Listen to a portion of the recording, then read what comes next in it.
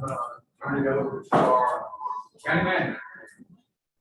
Commissioners, this morning we have with us Chrissy Huff from Enterprise Fleet Management.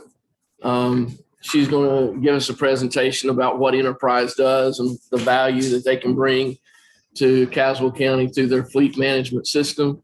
So with that being said, are you connected, Chrissy? I'm connected right now. All right.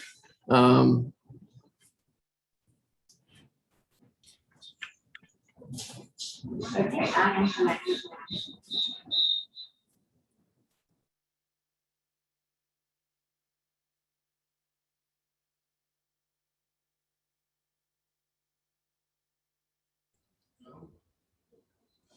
I just unmuted now, so we should be good. Can you hear me? Can you hear Chrissy? Okay. So you're muted.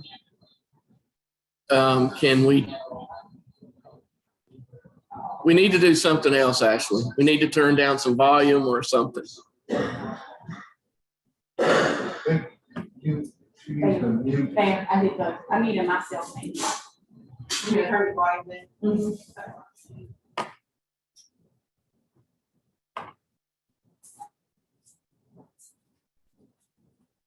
Okay, I'm pulling everything up now so that I can share my screen.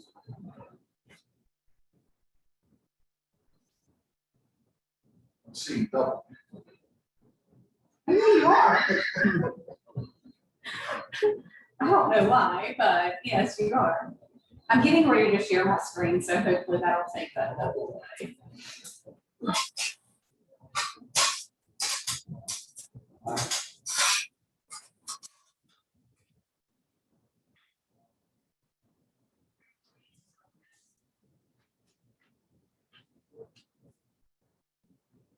Okay, so my name is Chrissy Huff, and Enterprise partnered with you guys a couple of years ago.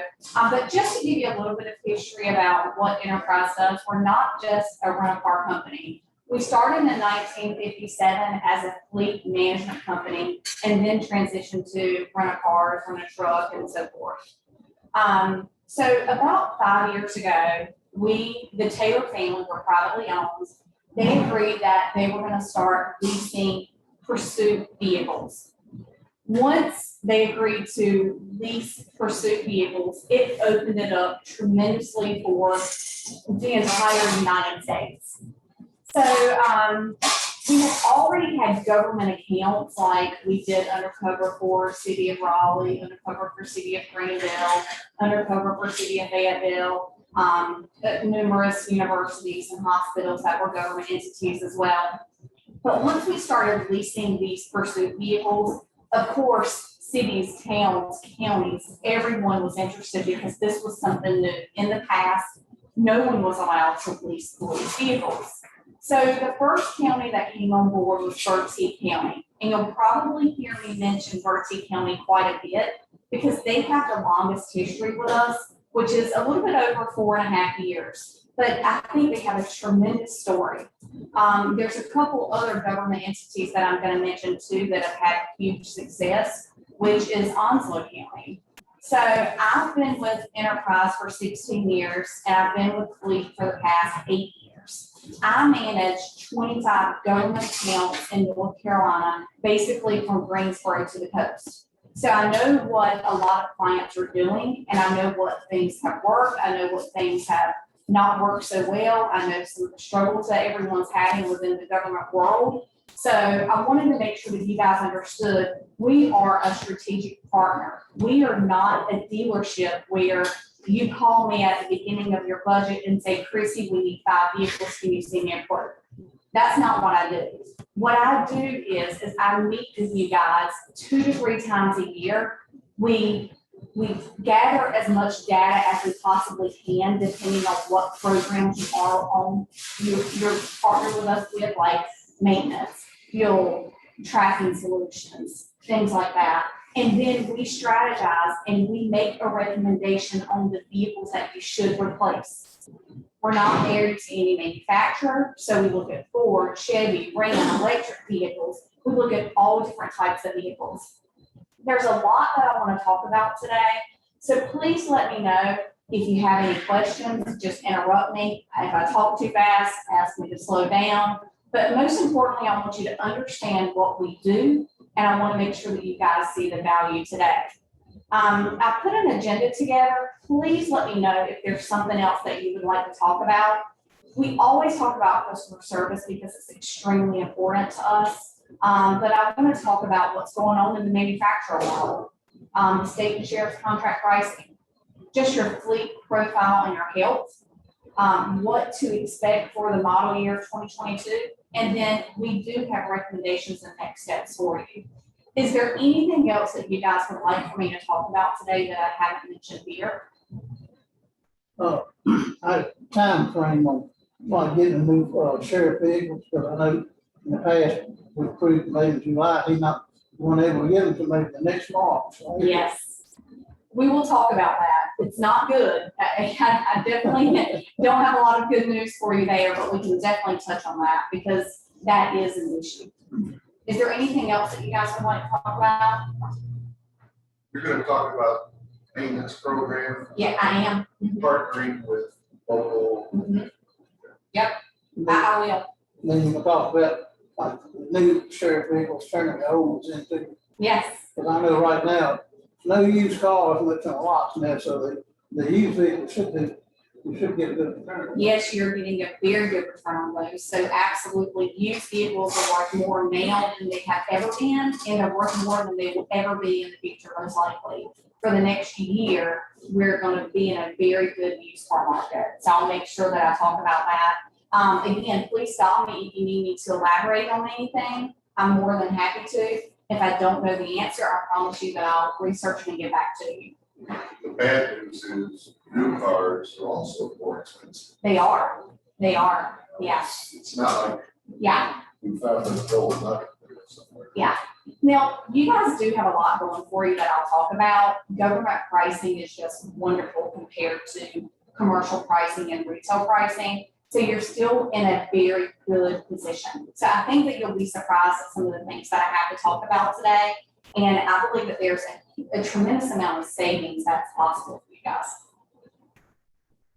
So before I go any further, I'm actually going to talk about the acquisition piece. So when we reach out and we make recommendations on which vehicles to replace, we reach out to whoever has the state contract and the sheriff's contract pricing. Enterprise does not have their own pricing for government. We piggyback on your existing contracts. So right now, the sheriff's contract is in negotiations with manufacturers to finalize pricing. Well, that means we don't have pricing for these vehicles because we use your contract.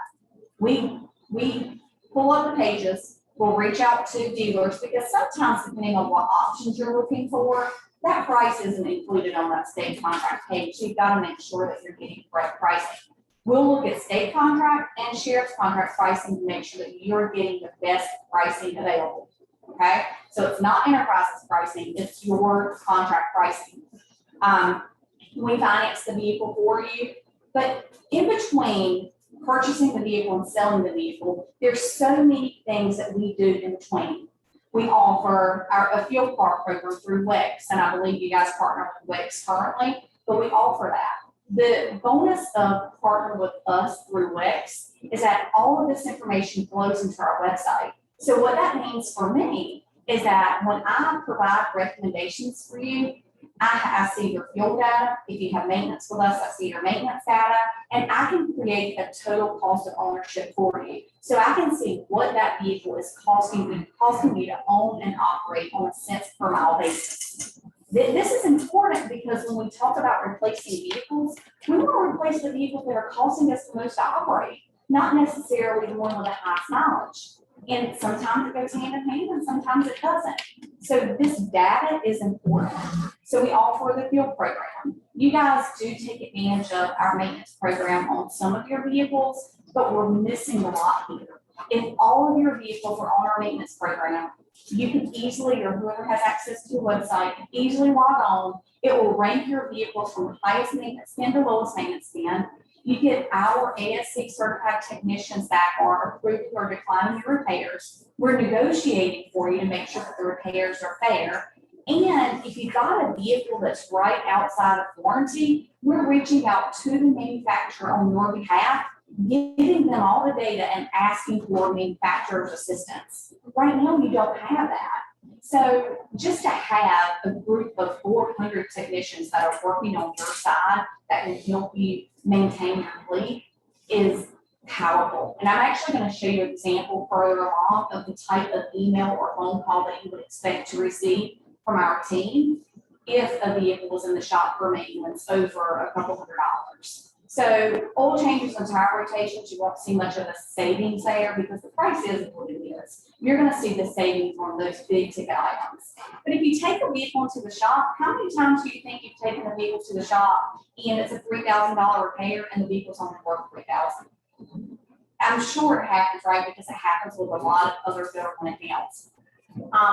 We recommend, hey, look, this vehicle, if you sold it as is today, it's worth $2,500. We recommend not repairing it for $3,000, but it's your choice. We can also let you know if we can find another vehicle for you on a dealer lot or so forth. Vehicles are hard to find, and if you want that contract pricing, you've got to get it from those people that hold those contracts, and if you get it from somewhere else, you could pay more for it. So there's a lot of things that we take into consideration there. Vehicle resale. This is going to be the biggest win for you guys by far. We have a remarketing team of a couple hundred people that all they do are they sell enterprise vehicles. They sell enterprise rent-a-car vehicles and fleet management vehicles. We sell about 1 million vehicles a year. So we know the market, right? We know that if we can squeeze an extra $500 out of this vehicle, then we will do it. Right now, the resale market is extremely high, and it's because the demand is there. You can't buy newer vehicles right now, so that used car market has gone sky high, and lots of dealerships, they don't even have used vehicles on the lot either. And when they do, they're just sedans. They're not the pickup trucks and the nice SUVs that it seems everyone is on. So resale is definitely a big thing here. We handle a lot of the aftermarket for you. So we can handle the sheriff's vehicles aftermarket, make sure that it's moved to this place and then the next place for the radios. So when it delivers to you, it's ready to go. You don't start paying for a vehicle until the vehicle has delivered to you ready to go. So I think that's important too. You're not paying for it before it delivers or while it's sitting in the aftermarket for 2 months, because it does take a long time for sheriff's vehicles to be updated with aftermarket as well. And then tracking solutions. So a lot of government entities are moving to some sort of tracking. I'm not sure if you guys utilize Sourcewell or not, but if you don't, then you may want to sign up.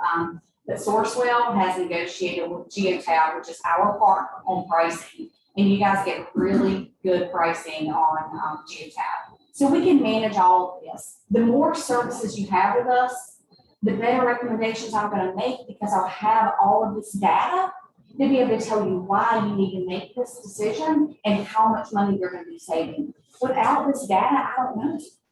I do know how much we can buy a new vehicle for. Well, I don't know today. I will know in a couple of weeks when pricing comes out. And I know how much we think we can sell your old one for. But all those things in between, I don't know. So that data is extremely important. So I definitely urge you guys to look at everything that I mentioned to see if it makes sense for you. Customer service, I know that I don't deal with a lot of you guys, so I'll be quick here, but it's extremely important to us. We promised you that we were going to assist you, that we're going to try and keep things at budget or under budget, and we're going to try and save you guys money. And we want to make sure that we communicate well and that we're here for you. So if you ever feel like I'm not doing what I promised that I would do, please let me know. You can't fix something if you don't know that it exists, right? So please let me know if you feel like we're not doing what we promised when we initially partnered. Delivery, everything is slowed down, right?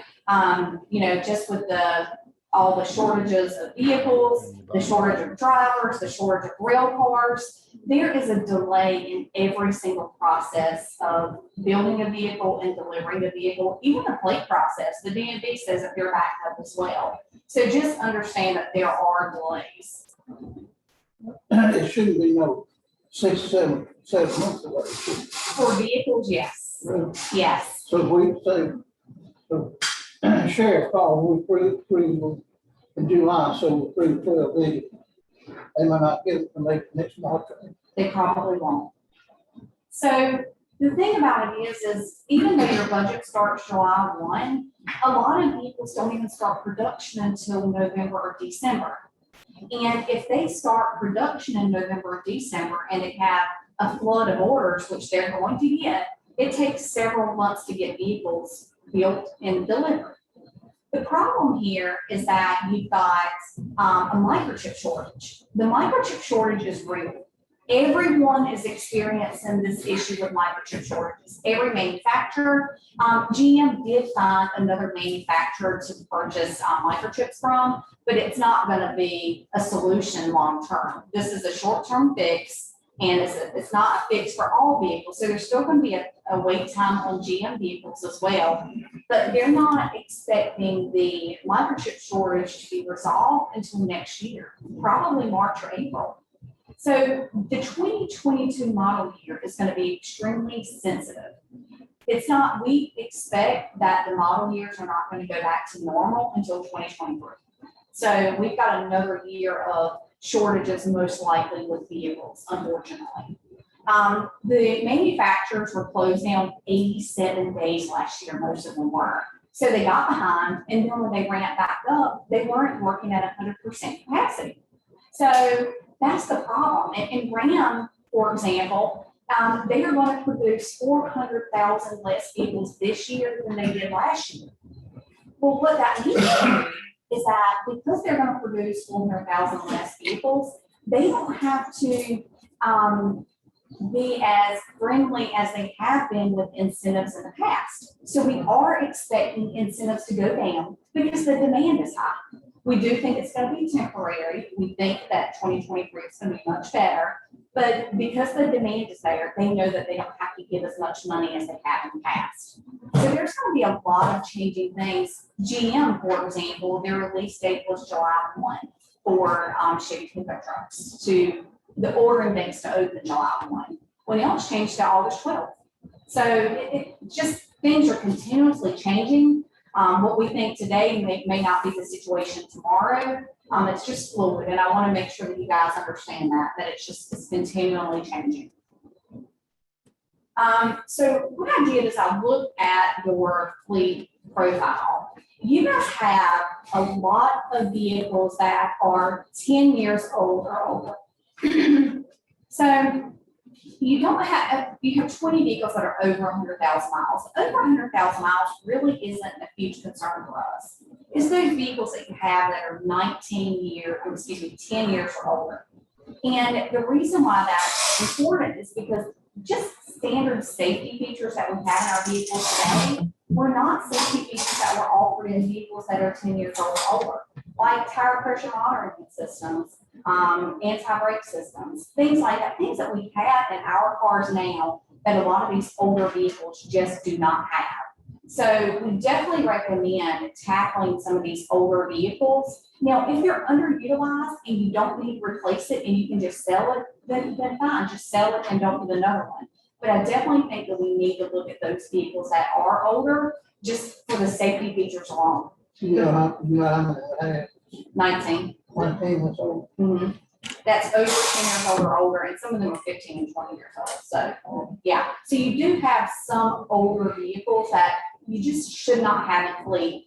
On a newer vehicle, if someone was involved in an accident and the same speed, same impact, same everything on an older vehicle versus a newer vehicle, there's a lot more chance that newer vehicle, that they would be okay for that same accident. NHTSA, the National Highway Traffic Safety Administration, has several videos just showing you, and their example was a a 2008 or 9 versus a 2018, the last one that I looked at. So you can look at those videos and just see, or look up the safety features on those older vehicles and compare it till today.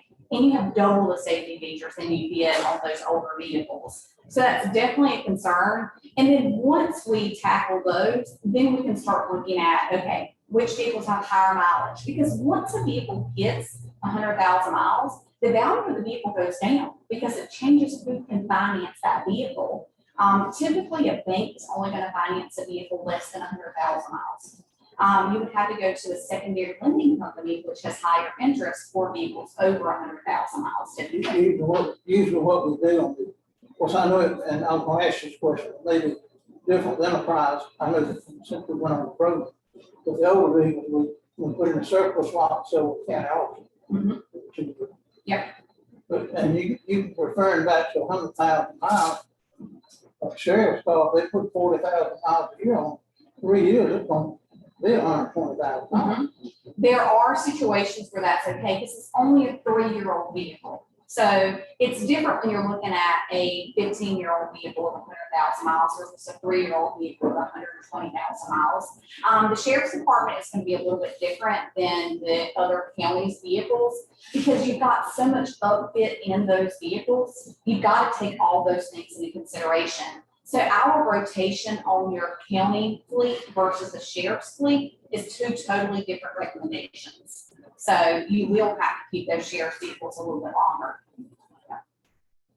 About how much longer? So it depends. It depends on if it's a Durango or a Charger or a Tahoe.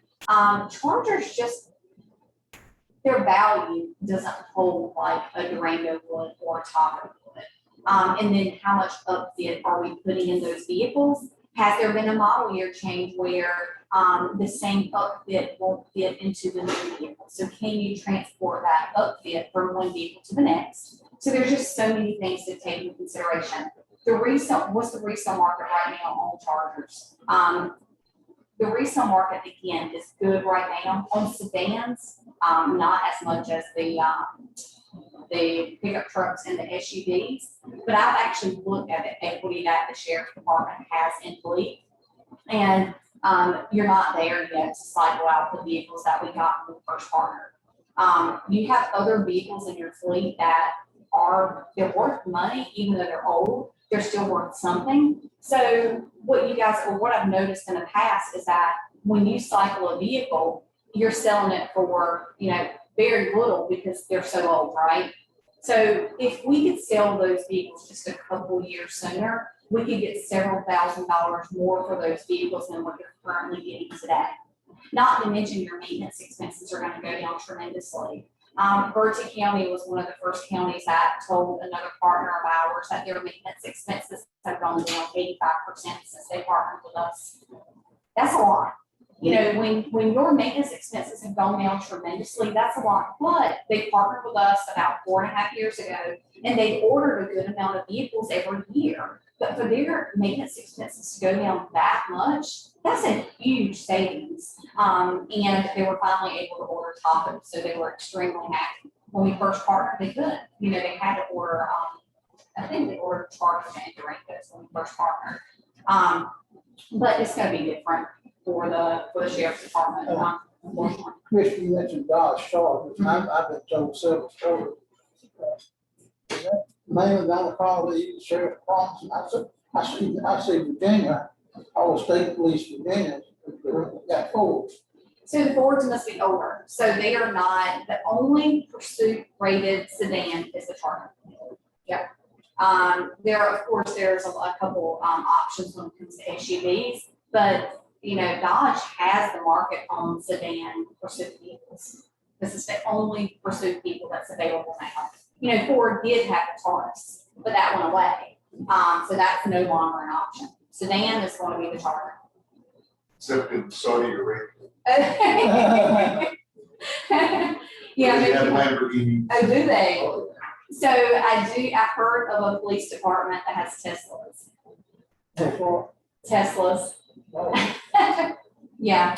So. That must be Chapel View. Yeah, Yeah, I'm like, wow. There's some talk of course, EV vehicles and, yeah, but anyway, unfortunately, Charter. That time, I don't know, a friend of mine works at Highway Toll Yard in Greensboro. He said, told me the transmission was being charged, brakes leaving. He said, I'll tell you, on that repair the Highway Toll, and road maintenance. So we have noticed some issues with chargers, but most of the time with the chargers is when they get older. So when we first partner with a city, town, or a county, they've got chargers that are in their fleet that are 5, 6, 7, 8 years old.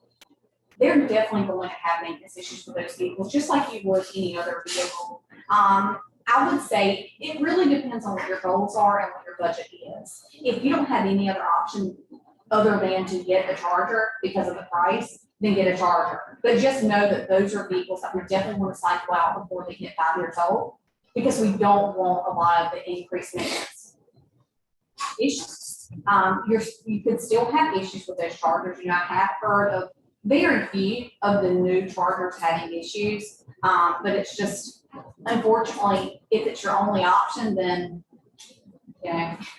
what can you do? The Durangos are $8,000 or so more expensive per vehicle. So it depends on how many vehicles you're looking at and what the cost difference will be. And then the upfit cost difference. Is there a difference in upfit? And I believe for you guys it is, because I think we put something in the back that for the gun that is, I don't know, $1,500 or something. Yeah, I can't remember exactly, but yeah. So there's just so many things that we've got to take into consideration before we look at cycling a vehicle. But those older vehicles, those first 19, definitely need to be replaced regardless, just because of the age. Chrissy, one question. What we're looking at here, that's just our county fleet, right? That is all the vehicles that I had in our system as of last week. I did not update it yesterday or. Does this include sheriff's vehicles? It includes the ones that I'm aware that they have. Okay. Yes. Yeah. So that's the other thing is that my fleet list, Melissa and I have been working on it for the sheriff's department and the county, just getting it all together. But if we had other services like fuel or maintenance, we would know exactly what you had in fleet, because we would have the data. So I think it would be more accurate, because I could see when you guys, if the fuel card has been used within the past 30 days, or I can see if the vehicle's been serviced within the past 6 months. So it helps us understand the utilization as well. So do you have vehicles that are just sitting that are only used once a month? And if you do, are those vehicles that you need? So we can help you with utilization too and right sizing your fleet. When you say going through enterprise for the maintenance, are you talking about sharing the information of the maintenance? Or are you talking about charging a fee to facilitate the maintenance? Yes. So when I talk about our maintenance program, there is a $5 per month per vehicle fee for us to manage your maintenance. And what that means is that your driver would go to a shop. They would let them know that they are on our enterprise maintenance program, and then we would handle everything else. So let's just say you took a vehicle to the shop and it needs $1,000 worth of work. They would reach out to Enterprise via the computer or the phone, whichever system they want to use. They'd reach out. We would make sure that the repair pricing is in line, that the vehicle actually needed it, so it's not getting like breakthrough flush fill-ups, things like that. And then we would reach out to a primary contact with Caswell County to make sure that you want to approve those repairs. Anything below $750, then usually the county will let us make the decision for you. You took it to the shop, you want it fixed, if it's below $750, the repair pricing is in line, then we can approve it. Anything over $750 would be required to get approval from someone in the county. But the information that we have is extremely valuable, because now we have this invoice for this repair. The next time it goes to the shop, we have another one, and it just continues to build. So we see how often is it getting oil changes and tire rotations. We can send you reminders. We can send your drivers reminders when it's time to get done.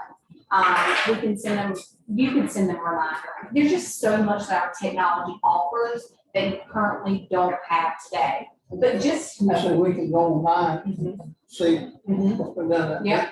Yep, whoever has access to our website can log on and see everything that's been done. So as long as we manage the repair, you can log on and see, okay, it got an oil change, on May 12th, but then it went back in the shop for brakes on May 18th. Well, okay, it had an oil change on May 12th, but it went back in the shop on May 18th. Why didn't the brakes and the oil change get done at the same time?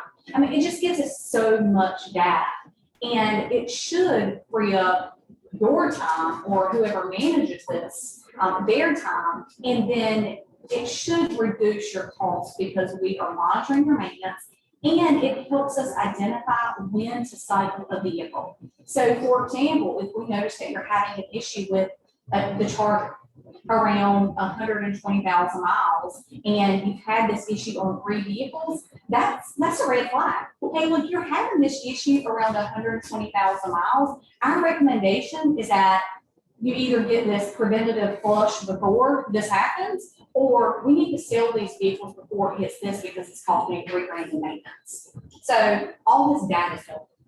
If we go on your maintenance, do you have any certified shops in Campbell County? We do. So you could go to the website and put in the zip code, and it will show you all the shops within a 5, 10, 15, 20 mile range. And let's just say there's a shop that you take your vehicles that you currently take them to, but they're not on our program. As long as they're willing to get on our program, we can add them. We have to get approval for it first, but there shouldn't be any issue. And if they're on our program and they are preferred provider, they get paid within 24 to 48 hours. So there's an incentive for them to go on our program because who wouldn't want to get paid in 24 to 48 hours? That's $5 per vehicle. Yep. $60. Yep, which means that we would have to save you a half a labor hour a year for the program to pay for itself. You don't do any unless you can see, Like that.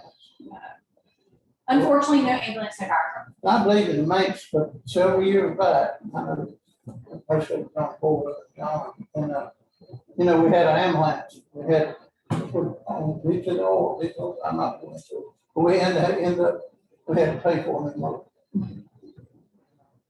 And before then, we'd carry it to a shop, and they would get a record of everything being done to the ambulance, and they stopped that for something like this. Then we had to end up buying a new motor. Mhm. Yeah, we only have to save you from that once before the pay for itself. The data is key, especially if we're going to a manufacturer and asking for assistance after the warranty is up. If we don't have the data, we're wasting our time. The manufacturer just is not going to pay for something when we don't have data. But if we do, then they're more apt to pay for something that's right outside the warranty. What about body? Mhm. Is that part of your? So it's not part of the maintenance program. We do have a program that help assist with claims. Who are you guys insured through? Is it the NCAC, yeah, risk pool. Yeah, we do have a program. You only pay for it if you use it. So depending on what your deductible is with the insurance company, let's just say your deductible is $2,000. $1,000. It's $1,000. Okay. Do they help manage claims for anything below $1,000? Do they help manage claims for? Okay. So No. Yeah. So if the claim is $1,500, are you gonna file it on your insurance, or are you gonna just pay out of pocket so your rates do not increase? We'll file it. You will file it? Okay, got it. So we do have a program that help you with that, and you would only want to use it for claims that are right around that $1,000 mark, or maybe you want to reach out to me if it's $1,500. We do have a network of shops that we can manage the claim. We get 20 to 30% below retail pricing and below insurance pricing. So sometimes it may save you a claim because let's just say it's $1,300, but we can get the repair done for $900. It's $125 for us to manage the claim flat. So let's just say you only use it once that year, it was $125. But what we do is we work with the body shop, we pay the body shop, and then we just bill it with your normal monthly invoice. So that's always an option. I go by the body shop every time I come up here, that is virtually always the sheriff's department. We get a lot of deer. Yeah. Yep. They seem to like the last one. Yeah. Yep. So that is absolutely an option. And we can talk about that if you guys, are ever interested. And again, it's good to have, that way in case you ever need it. If you don't need it, it never costs you anything. So, absolutely. So what we do is we help you guys identify the best time to replace a vehicle. See, you have an advantage because you buy vehicles, especially trucks, on average $10,000 to $12,000 less than what a retail or commercial account could get that vehicle for. And since you buy it so much less than what they can get it for, when it's delivered to you, you're in an equity position. Now, I am referring to pickup trucks, not Chargers or Durangos or pursuit vehicles. So my role is, well, first of all, you got a lot of pickup trucks when we partnered. So about 2 years ago, we had several pickup trucks that have delivered to you. You got a ton of equity sitting in your fleet right now. And now is the best time to be able to order a replacement. Once you get that new one in, sell that one, and you're going to maximize your return. You've got some vehicles that have 10 grand in equity, $12,000 in equity. You just got a ton of equity that you could roll. Now, why you would want to do that is because your payments would decrease $150, $200 a month, depending on what new pricing would be. Now, again, we don't know what pricing is going to be for 2022. We're estimating it's going to be a little bit less of an incentive as it was last year. So I will not know final pricing or what your total savings will be until the pricing came out. Because we've definitely got to take that into consideration. You're saying that we bought several years ago, tournament now, it's match. I know you can't come up with a number now. What kind of roughly do you want to sell it for and buy a new? I do have some information for you. Oh, I think that- yes, I'm going to show you. And I'm also going to show you a couple of things that we did for Onslow County.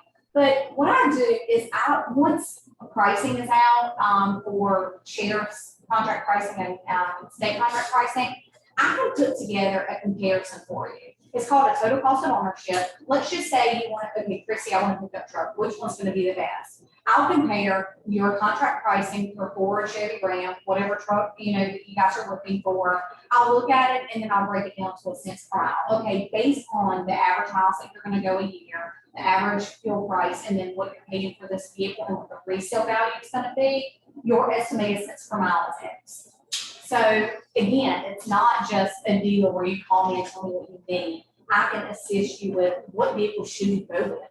And we do have to take other things into consideration, like how close is the Chevy dealer here versus the Ford or the Ram. So there's other things that we've got to take into consideration other than just price. So Onslow County, I told you that we also going to talk about them a little bit. So about 2 years ago, they took delivery of 26 Chevy Silverado pickup trucks. And I met with them back in November, so this will tell you how long it's taken to get these trucks in. I met with them back in November and I showed them if you replace these vehicles now, if you order replacements, then we have the ability to save you guys $47,000 a year. And they would order replacements for all 26 vehicles. When they did that, we estimated that their equity was around $7,000. And now their equity, because of the market change and the cost of vehicles has gone up so much, now we're estimating that they have between $10,000 and $11,000 in equity per vehicle. So that estimated $47,000 a year savings that we're going to save them is probably going to be around $65,000 to $70,000 a year in savings. And how we are doing that is right now, just on this example here, they owe about $19,000 for this truck, but it's worth about $27,000. Now, this is on the example that the used car market has increased, so there's actually more of a gain here. But you guys are selling vehicles for more than what you paid for them. They didn't even pay $27 grand for that truck, yet we're selling it for that. So their goal was that they wanted to roll the equity into the next vehicle and reduce their cost. So as an example for this one, when I created this, When I created this, their monthly payment was $452.16. The new estimated payment is $317.82. So the monthly savings is $134.34. And I just totaled it up and to where their total savings is $47,000.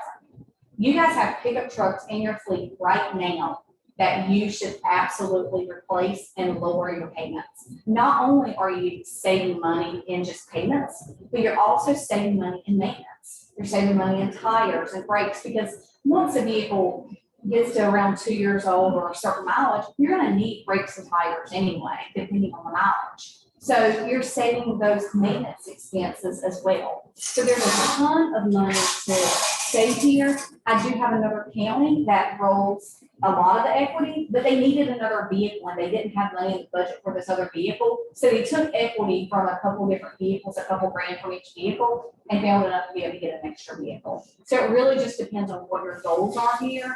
But again, you guys are in a perfect position now to replace a lot of your pickup trucks. When that car, we want a lot of forward focuses. Yep. So I can tell you that your vehicles right now are worth more than they will ever be, and that is for your sedans as well. So sedans, we've probably seen it increase by, I looked at your fleet, we looked at the values, probably around $800 more than what it would have been 6 months ago. So the market, even the used car market for sedans has increased, just not anywhere near like the pickup trucks and SUVs. So if you're gonna get out of those focuses, I can tell you how many I'm recommending, but. How many do you have? Overall, I don't know how many, counting the sheriff's office and us. I know initially, I think we ordered 5 F-150s a good while back. I think I know it's been 3 or 4 years ago, we ordered the forward focuses and the pickup truck. I see 12 right here. Oh, you do pickup? Yeah, just pickup trucks that I'm recommending that you guys should replace. I know we ordered some last year, didn't we? Yep. Yeah, so those 5 that we ordered last year, they're on the list. They are. Our one maintenance vehicle, and then 2012 F-150, 2018 F-150, plus the 4, plus the 4 Ford F-150s we ordered in 2016. Yep. You have a ton of equity here. So you've got, if you can see here, your market position up here, just on the vehicles that you guys leased from us last year, we're estimating that you have about $12,000 in equity on those per truck. So, and then on the other ones, you've got that 2013 F-250. We're still estimating that it's worth around $17,000. And that's a 2013 F-250. It's not enough truck. And then you got a 2012 F-150 that we're still thinking it's worth around $16,400. So you've got a ton of equity in your fleet. Now is the time to replace them. We expect you're only going to have one opportunity here to get as much money on the resale on the back end because of the market that we are in. We order. It's going to take, again, it could take 6-7 months for these vehicles to deliver, unfortunately. But if we waited to next year to pull the trigger, then you're leaving a lot of money on the table because we're expecting the used car market is going to trend downwards just a little, but you're leaving money on the table. Now is the time to replace these vehicles to the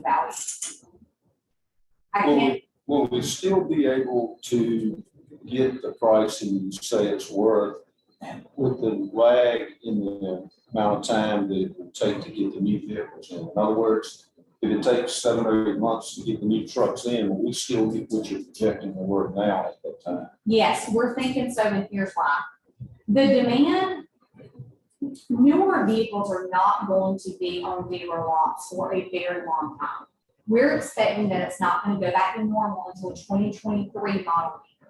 So we are expecting for the next year to remain high because there are no vehicles. there are not a lot of used vehicles or a lot of new vehicles. So we are expecting the market to stay high for next year until 2023 model year. And that's when 2023 model year delivers. We're expecting that the Chevy ordering banks are probably only going to be open a month. And the reason why we think that they're only going to be open a month is because they're going to get hundreds of thousands of orders flooded within the first week.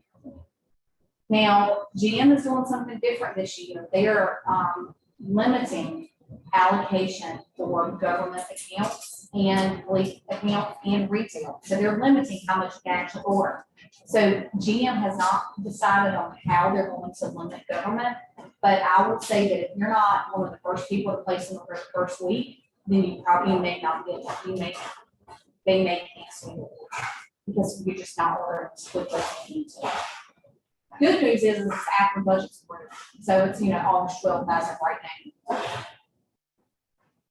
So I was going to put something together to show you what your current payment is and what your new payment would be once we get pricing once the sheriff's contract pricing is finalized. I don't have that now because I don't know what the pricing is going to be. So, any questions here about why it makes sense to cycle your trucks now? If we decided to do this, get equity out of this truck, when do we see, is that equity built into our, what we're going to pay you? How soon does that start? As soon as we do that, or is it until you sell the vehicle? Yes, so great question. So the new vehicle delivers, we pick up your old vehicle. Once we sell the vehicle, we won't know how much we sell it for until we actually sell it, right? So we'll sell the vehicle, because let's just say we estimate 10 grand in equity and we ended up selling it and we got another grand. So that's 11 grand, or whatever the case may be.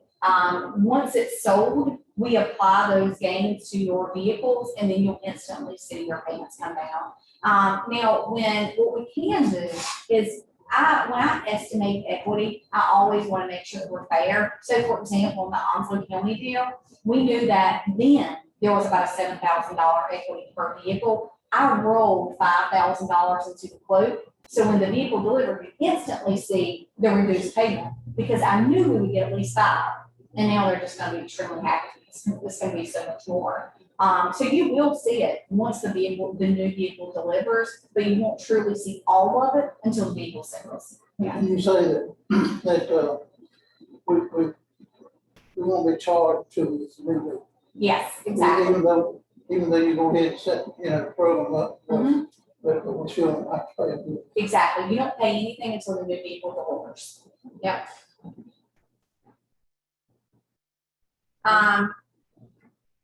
So I also looked at your non-leased fleet, and you've got a lot of focuses here, and those are the focuses that you mentioned a few minutes ago. You've got a lot of focuses here that are still worth, pretty good money. And then you've got a 2011 Ford Ranger in here. Honestly, with pickup trucks, you guys, you can almost get a new truck every year and recoup the money that you spent that year for it because you're going to sell it for so much more money. I would not have any old pickup trucks in my fleet because it's cheaper to run that newer one than it is to run this old one. Truck resale has been strong for many years. Right now, it's a lot stronger, but just in general, I mean, you go and buy a used vehicle, you're gonna pay a lot of money for it. So can you go back one slide? Yep.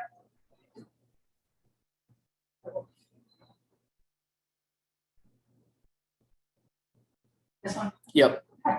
So you can see we've got $11,849 in equity in one of the Chevy Silverados, right? Melissa, Jennifer, do you know what our payment for those, or maybe Chrissy? We pay, I think it's about $750 a month. Yeah, I wouldn't have to look it up. I think it's about $750, maybe $800 a month. So we've got more equity than we have made payments. So basically, we've driven those cars for the last year for just what it cost us in gas. because you're gonna recoup that money. And tires and oil. Yeah, if you need tires. Yeah, yeah, so, yeah, insurance, yeah, you definitely gotta take those things into consideration, but on your new truck, let's just say your payment is $800. I don't know, I should have looked it up, but I don't know. Let's just say it is $800 and we roll all this equity, your new payment will be around $600 or something. So you're saving a couple $100 a month on a new vehicle and you're saving, it's like a win-win. So if we do this often enough, we get free vehicles. We have clients that order them every year. No, honestly, as long as the incentives are strong, because it all hinges on what the incentive is going to be offered for Chevy and Ram, or whatever truck you go with, right? As long as the incentives are strong, yes, we have, there's a, government entity in Florida, they order vehicles every 6 months. So they replace it as soon as it hits a year old, because you have to hold it for 1 year. As soon as it gets a year old, they sell it, and they continuously, it's not costing them anything to operate because they're selling them for so much more than what they paid for them. So, now, it makes sense on some, like, but if you have upfit on vehicles, and especially, service line, there's certain things we just gotta take into consideration. We've gotta look at each truck individually to see if it makes sense. And if it makes financial sense, why don't we do it? Change your name to Enterprise to Ponzi. Yeah, we're just trying to save money, right? So a couple things really that I need to think about is one is on the cycle of the trucks. It absolutely makes 100% to do that. I'll know more once pricing comes out again for the Sheriff's Association. But even with the expected $1,000 or even $2,000 decrease, it would still make sense. Now is the perfect time. If you want to get out of those focuses, I can promise you now, they're worth more now and will be for the next year. And after that, it'll probably go down quite a bit, just because if it's another year older, there's more mileage, and then you won't be in this just great used car market, right? I think we paid about $13,000 a piece for those when we Yeah. purchased them. Yeah, so you would be selling them for around $8,000, so that's a good return. Yeah. You know, How many do we have before? I think we have 8. eight. What would we replace them? Not a Ford Focus. No, I can tell you Yeah. that. Hear that? yeah. What I could do is I can do a total cost of ownership to see which one we should. I can make a recommendation. It's your choice, but I can show you which one we recommend, do the price and the total cost of ownership. And that would be what? Yeah. Probably not Toyota, depending on incentives, because your incentives really aren't like the trucks on sedans. I mean, you get a couple grand, but that's about it. If you're looking for the same size vehicle, it would either be a Nissan Sentra. No, we're Hyundai looking for Elantra. one size up. Oh, you are looking for something larger. Okay, That's the gotcha. problem, is these cars are They're too small. Okay, gotcha. So are you looking for something like maybe like a Nissan Altima, that size? Yeah. Okay, so it would be most likely, I would compare a Nissan Altima, a Hyundai Sonata.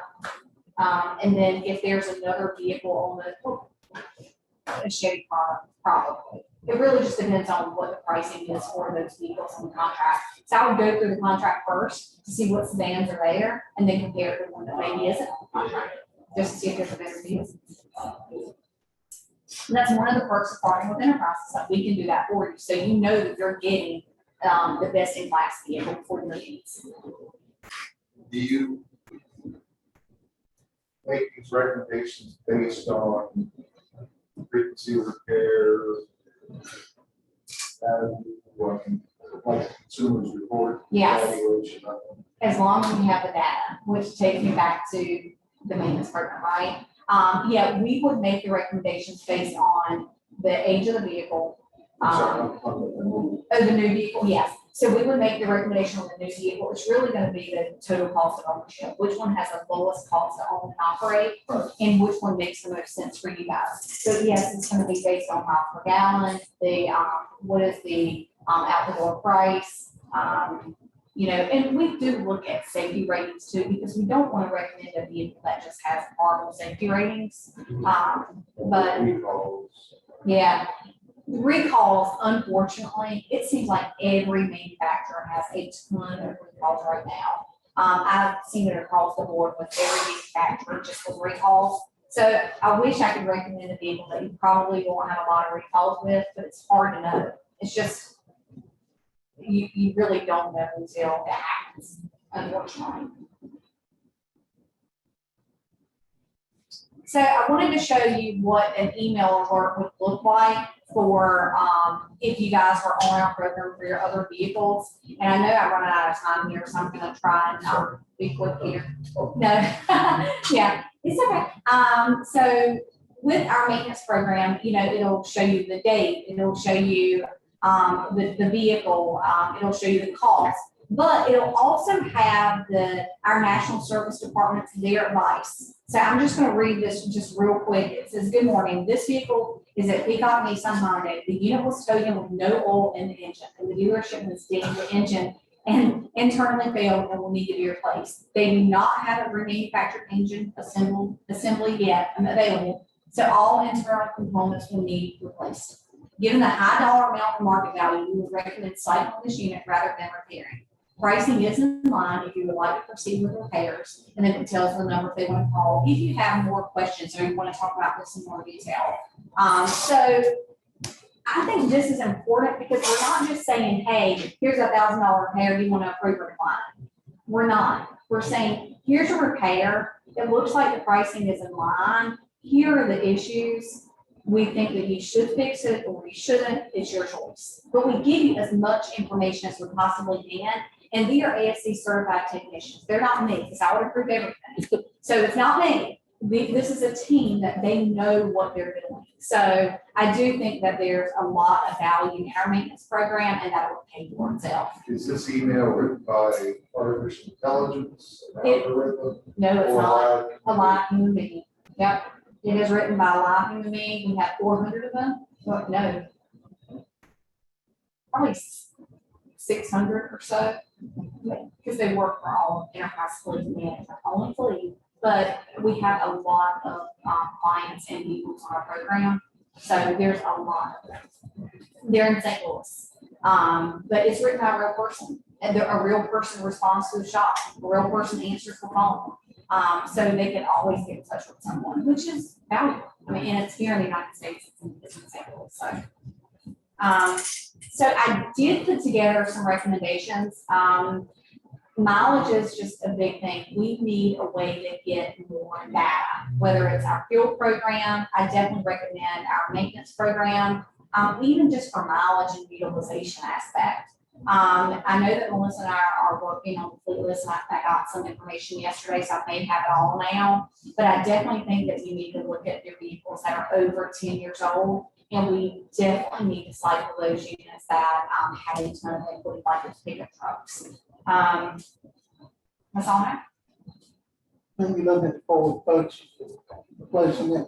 Yes, yep. But those are not currently in our budget to be replaced. Just know that. But we have $8,000 in equity in those vehicles, which would drive down the price of leasing a new vehicle. So.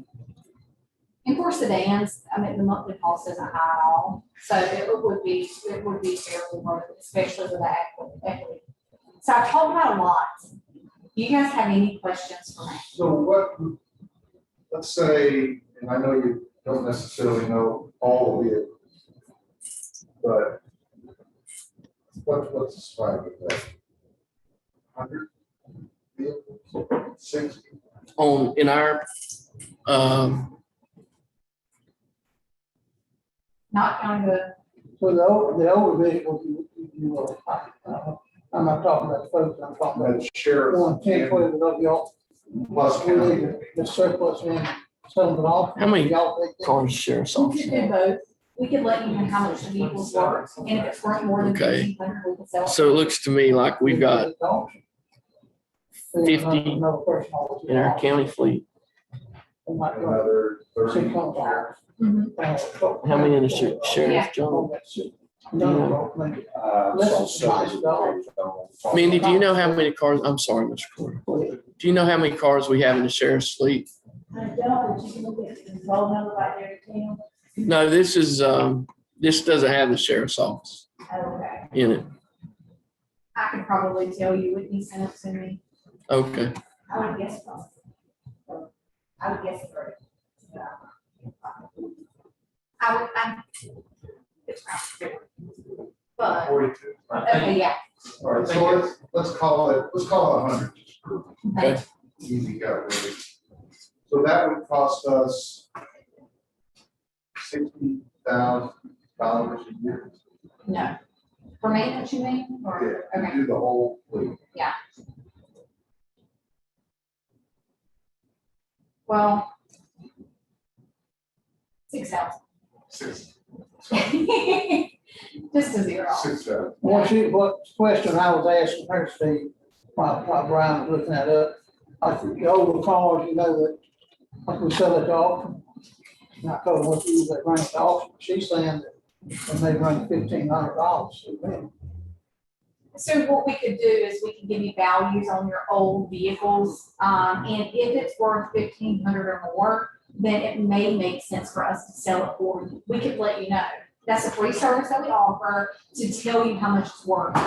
You know, there is a fee for us to sell your vehicle. If it's drivable and we pick it up, it's $395 for us to sell a vehicle for you. But if you're gonna sell it and you know that you're probably only gonna get 600 and we can sell it for at least 1,500, then you've netted a good amount, right? But we're gonna let you know if it's less than 1,500, you should sell it on your own. But we'll also give you a starting point. I have another government account. We give him values on all of his vehicles. He tries to sell them for that amount first. And then if he doesn't, then he'll say, hey, can you get this up and sell it? So the option's yours. So at 100 vehicles, $6,000, we obviously would not put the four ground fix or something like that into this program. Yeah, right. So let's say 50, so that's $3,000. What would you project we would save? Yeah, yeah. Maybe sign a contract. So it depends. You're gonna see the savings when you take your vehicle to the shop and there's a high dollar repair when we negotiate down for you.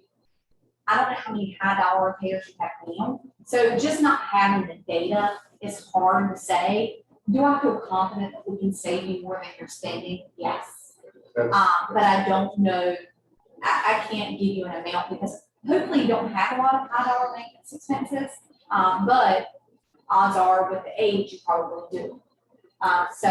And correct me if I'm wrong, but you really see the savings. You see them in the first year, but you Yeah. really see them in years 2, 3, and 4, more so than.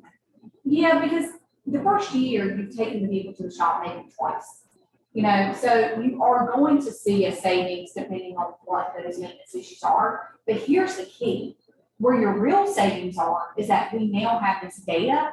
We're making a recommendation to replace a vehicle due to this information. There's gonna be thousands of dollars of savings there because we know the mileage, we know how often it's been serviced, and we can also go to the manufacturer and ask for assistance if we have an issue that we shouldn't have. So you're gonna save more than what the program costs because of all those things. So let's say the maintenance program will pretty much be self.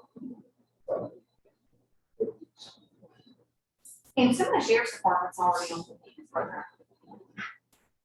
So then my other question is, do you, by signing up and getting these cars under maintenance program, do you get that, you get an individual report by car?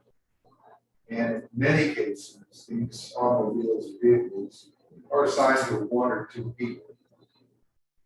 So you would get what driver A costs you to Yeah, run a vehicle and versus driver B, virtually the same vehicle. And you can all of a sudden see, well, Driver B must drive like a phone. We do that, yes, you're exactly right. Or brakes, if you notice that it's the same vehicle, it's just different drivers. And one vehicle had more brake issues or had to be replaced. Yes, we notice, okay, maybe they're a harsh driver, or maybe there's more going on. So yeah, we do capture that data. So you could get some counseling. Yeah. Driver's education. And, They'll point it can you out. see how often the driver will turn on his headlights when it's raining? No. I wish we could. Yeah. So, Yeah, so there's a lot of information that's just, it's beneficial to everyone and we will see a savings.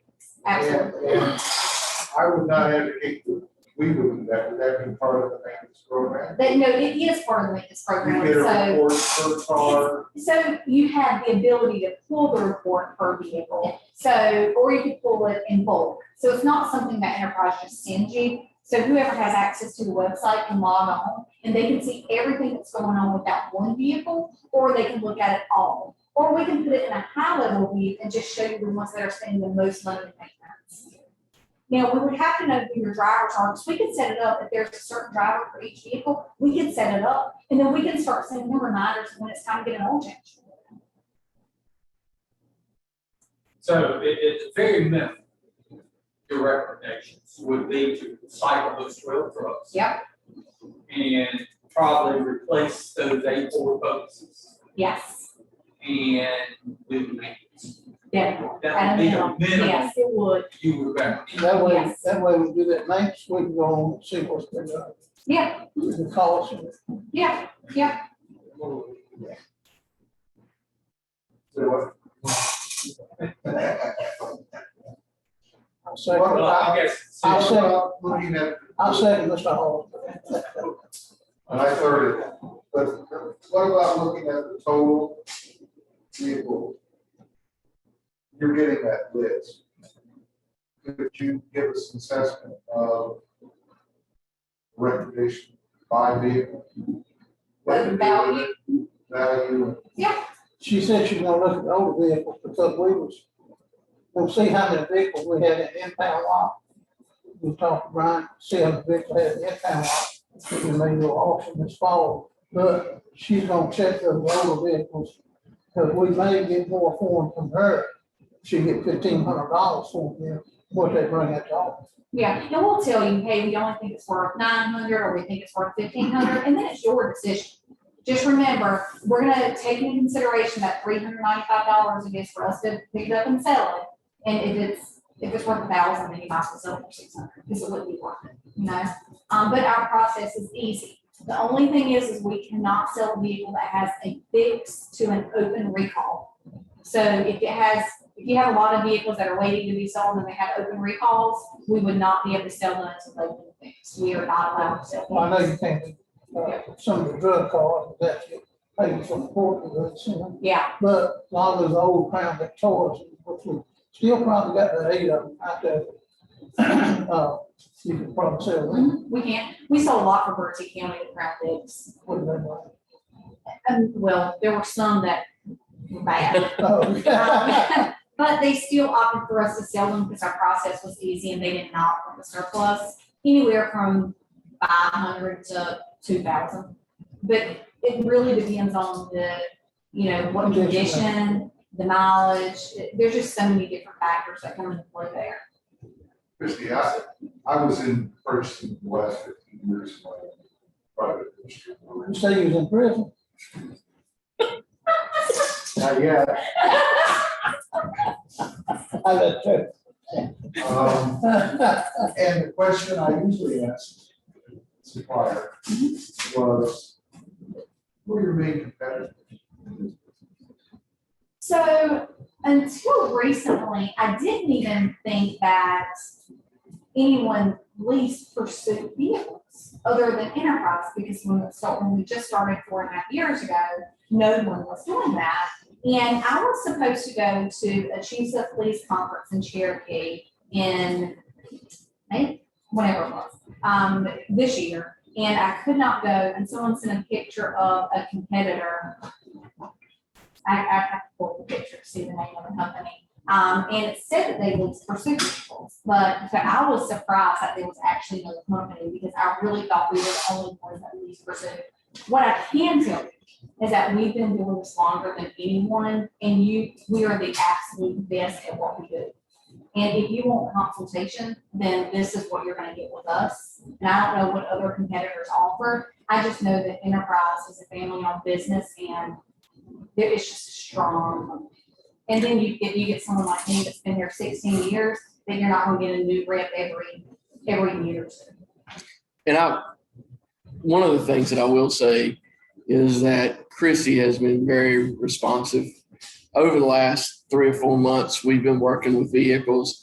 I know Melissa's been emailing back and forth and phone calls, and every time that I call Chrissy, immediately she either picks up or I'll get a phone call back. So at least Chrissy is very responsive. I don't know how everything else is because I haven't dealt with those. Yeah. But have you talked to Ryan? Well, I'm just glad that we're not at the negotiating table, because you guys are trying to get to the store. We need to So- take up. I would like to, I'd love to second Commissioner Hall's I'll motion, take you to it. I've already done. but I think we need to take a step backwards to make sure that we, this needs to be bid out. We need to evaluate what the best two are. Well, the last time we went through this, there were some specific contract things that we had to button down. And I don't think any of that's changed. So as long as those same parameters still applied within the contract, I think we would be fine. Brian Farrell went through the contract. He made the changes that we would need. Talking about upgrading contract. Yeah, and Do these other things. I'm just saying, we're talking about spending. I'd like to make sure. We're doing all the things from state statutes. I don't think that applies in particular cases. Money is fairly. So I just want to make sure we're not guys crossing the beats and. The thing about when you're talking about not the actual service, I'm fixing a radiator or whatever, but when you're talking about the service that Enterprise provides through their service, that's truly a service contract, i.e., we don't receive anything. We're not getting a table or a chair or a new radiator. They're providing us with a service. And because it's a service contracts aren't required to be bid out. You don't have to bid out those service contracts. Do you guys utilize Sourcewell? And I don't know if I'm allowed to say anything right now, but do you use Sourcewell? No. Okay, they bid out everything, and we are on the Sourcewell contract, and there's a couple things. Is one, the price of the vehicle is the price of the vehicle. It's not our price, it's the state for shares contract price, right? So I wanted to make sure that you guys were aware of that, but we've been completely vetted. I can promise you that we are the only government entity we're the only fleet management company in North Carolina that manages over 70 government entities. And, I think that in the North Carolina League of Municipalities is a client of ours as well. So we've been completely vetted. So I just want to make sure that you were aware of that, before you guys decide. Okay, we need to take a quick recess in just a minute. So what I would like to say is probably what this board needs to consider today are those recommendations, minimum recommendations that she has made. And at the same time, maybe begin to look at the whole fleet. I know Brian said, did you tell her how many extra vehicles? Because we've got some vehicles, we've got to make decisions on whether we're going Yeah, we got some, that we got to decide we're gonna buy some. that's what I'm saying. I think we've got about 6 vehicles that we need to decide, and that we can get that covered and decide on whether we're going to do the maintenance and replace those 12 trucks and the 4 coaches today. And then look at the whole thing at another time. All right, so we're gonna, any other questions? real quick, or? Okay, we're gonna take a quick recess. Thank you so much. Yes, you're welcome. If you guys think of anything and have any questions, let me know. Will you do it? Yep. Okay. At this time, board, we had asked our county manager to get us a map or some more information on what the county council is doing as far as the internet,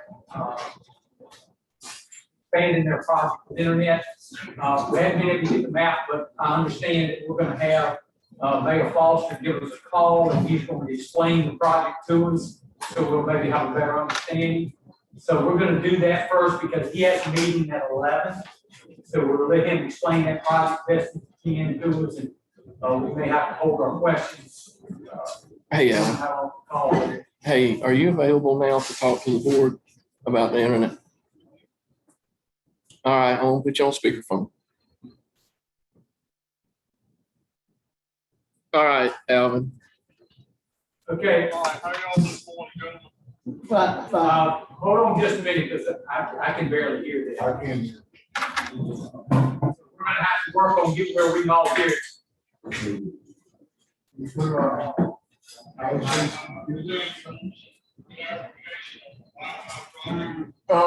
This is. Wait a minute. Can you dial it? Hey, can Ashley send you a video link right quick and to Camara, and Camara, you and Camara join us via Zoom? All right. Yeah, let's do that. Thanks, Alvin. We'll talk to you in a minute. Okay. No, send it to Camara Graves, town manager. Town manager at yanceyville.nc.gov, I think. Did that come up?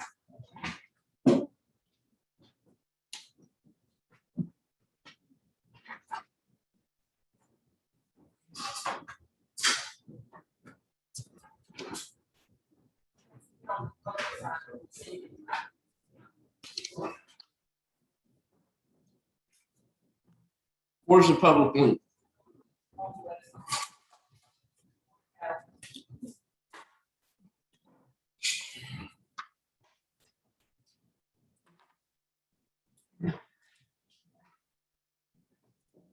All right, David, if y'all want to discuss something else while Yeah, I we're think trying. that's what we'll probably do.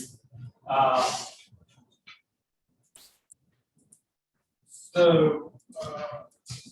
think the fleet issue will be a longer discussion, so maybe we won't get into that quite yet. It will get through. Each of you received the sheet with the things that we discussed, approved, and put on hold. And I would like to just, I'm gonna start on the back sheet to begin with, because if we work backwards, we're gonna cover some things that will have an effect on some of the things on the front sheet. So we'll start just on the back. As you can see, we've approved most of the special appropriations. We put that on hold mainly because of the cameras, security cameras. But I thought we had discussed going on and doing $6,000 to them anyway. For doing the landscaping, pruning, and all that they do around the various governmental buildings on the square and all. So I just want to get What I believe we discussed, certainly I brought up, was I don't think we want the horticultural club putting up security. I don't think, you know, I think what I suggested was we take a look at security cameras for the Court Square area as a county, and the money we give the horticultural club be specific for landscaping and things like that, and not as a point of order. And I had a conversation with them about that Monday. I haven't heard. So my question is, you know, we gave them $4,000 last year. They never had requested any money before. They were just, they're running into several issues. Number one, their work crew is getting much older, just like we are. And the cost of doing the landscaping and all, of course, the materials are, as far as labor, so the materials are going up. So, my recommendation would be, let's do $6,000 for landscaping. If they do around all the sheriff's office, the square, the courthouse, Arboretum, where else? That might be a different place. They're doing the fallen soldiers and the fallen soldiers. Oh, okay. All right. Schools, the jailhouse. Yeah, then. So is that suitable to the board, $6,000? Yeah, I guess we'll do it with the motion. So, I make a motion that we give the horticulture club $6,000 that's coming with us. we have a motion, then a second. Since we have Mr. Jeffries on, Zoom, I guess we need to do roll call. If our attorney was here, he would tell me that. So we'll do roll call voting. Commissioner Jeffries, if you will unmute for a moment. So Commissioner Carter. Aye. Commissioner Ostriker. Commissioner McVeigh. Commissioner Hall. Commissioner Dickerson. Commissioner Jeffries, can you signal if you're aye? Because you're still muted. Okay, we see it's an aye. Thank you. Okay. All right. So are we still waiting for him? Let's go to the back of the first page. Wait a minute. Back. Oh, you printed, He I'm sorry. printed his. I said, You printed your own, okay. I need to make sure we don't have Mr. Jeffries muted. Okay, because I know he wanted to speak on this next issue about the school request.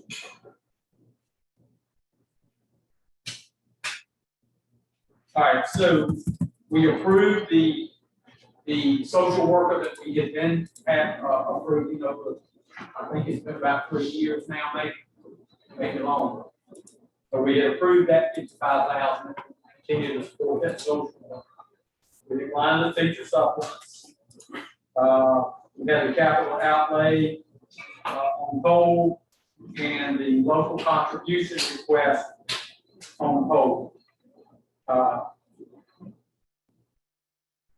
So we need to decide, because we're gonna run out of time here, you know, we've got to get this budget done by the 30th. We hope to have a meeting on the 28th. I hope we'll be able to pass the budget at that meeting. If not, we'll have a meeting until we pass it. So, My recommendation, I've looked at everything on the school, my recommendation would be to cut that $87,000 out where the manager had requested. If you cut that out, then they'll get the same thing they got last year. okay, so you wanna make that motion? I'll make a motion to cut the $87,000 out that the manager requested. Okay. Give them what they got last year. I want to add one thing to that motion. I agree with giving them what they got last year, but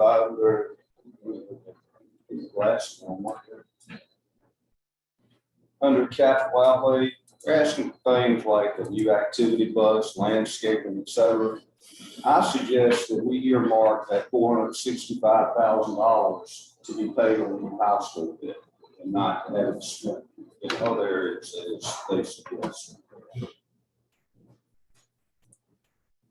So, yes. I suggest that the $465,000 they get from the 4042 tax income, that not be used the way they're requesting for it to be used. They have a new activity bus, landscaping, et cetera. I propose that we earmark that money and pay it on the debt of the new high school. We have good economic times now and sound decision in paying down our debt while there's extra funds will go a long way toward helping us out when we go into difficult economic times and we don't have that kind of revenue coming in. Let's do this in the right order. So you made a motion, give them what they had last year. You cut the $87,000 out, then they'll get what they got last year. All right, so, We're talking about the 2.6 million. right, all right, so let's get a second on that motion. I second. Okay, now, Now, what was the 87 for? Right. Don't know what the 87,000. The 87,000 was current operating expense. Anything specific? No, just current operating expense. Pay the heating bill, pay the light bill, pay the, whatever. health insurance, whatever it is. All right, now, so now Commissioner Dickinson is asking, will you amend that motion to what he said, what I'm understanding? Yes, sir. All right, now I got a question. Is that cutting all the capital outlay out? No, it's not cutting it out. We're still giving them what the school system received last year. We're just earmarking it where it has to be spent on the new high school. Capital outlay as defined under the state rules I've been looking at, one of the approved uses is for new school construction. And it falls right in the same category of what the state allows. I think it would be sound to pay that debt down now while we can. There are millions of extra dollars in both budgets from COVID money this year. We're not struggling now. In times to come, we may be struggling. I think it's a sound financial decision to do so. All right, let's do it this way. Let's take care of the first motion. We'll vote on that. And then well, that's an amendment to your motion, let's say. I'll break off of it. That'll make it easier. That'll be the second motion. Oh, okay, all right, let's do it that way. Okay. So all those, can you pull, Commissioner Jeffries back up so we can at least see? I'm sorry. He's unmuted. Oh, okay. All right. So Commissioner Jeffries, So the new motion is 2.6 million, period. the motion and second on the floor is to give the schools what they received last year. Not the manager's recommendations this year, but what they received last year. So we're gonna do roll call voting. I vote aye for what they received last year. Okay, that's an aye from Commissioner Jeffries, Commissioner Carter, Aye. Commissioner Ostriker, Aye. Commissioner McVeigh. Aye. Commissioner Dickinson, Commissioner Owens, aye. Okay. So now Commissioner Dickinson has a motion that he would like to make. I make a motion that the capital outlay money of $465,000 be earmarked to be paid on the new high school. Need a second. For clarification, well, I guess I have to second it before we start off. Well, if you need clarification before you second it, Okay, when you say earmark, the only way I think we can earmark it is to not appropriate to them. Because if we appropriate to them, it's no longer earmarked. Yeah, So we would hold it in the holding fund to pay the debt. Is that the intent of what you're Yes, saying? sir. Yes, sir. I yield to someone who's been here years before me and knows the process. I want to do it in the proper manner. I appreciate that. I appreciate you pointing out that flaw in my logic. The ramifications of that, is that essentially saying you're not appropriating any capital outlay? No, sir, no, sir, that is a capital outlay, Mr. Striker. New school construction falls under that capital. I understand what we just discussed is that we can't earmark this $465,000 to pay that school debt. That has to be done separately to pay the school debt, which therefore means we will be paying zero in this capital outlay, which would then run us afoul of case precedents and things like that where school board could take its problem. Very good point. Maybe there's a way around that. How about we give the same capital outlay that they had last year, give it to them just like it is, and out of the local contribution request, could we withhold $465 out of that and pay that toward the school? It would be the same thing as. I think it's the same issue. Yeah. I think it's the same issue.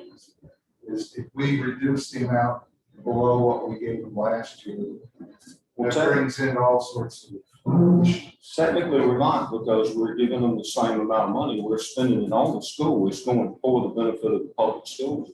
And I'm not arguing with you other than the fact that we can't earmark. But what, we can go back to what Mr. Hawes said.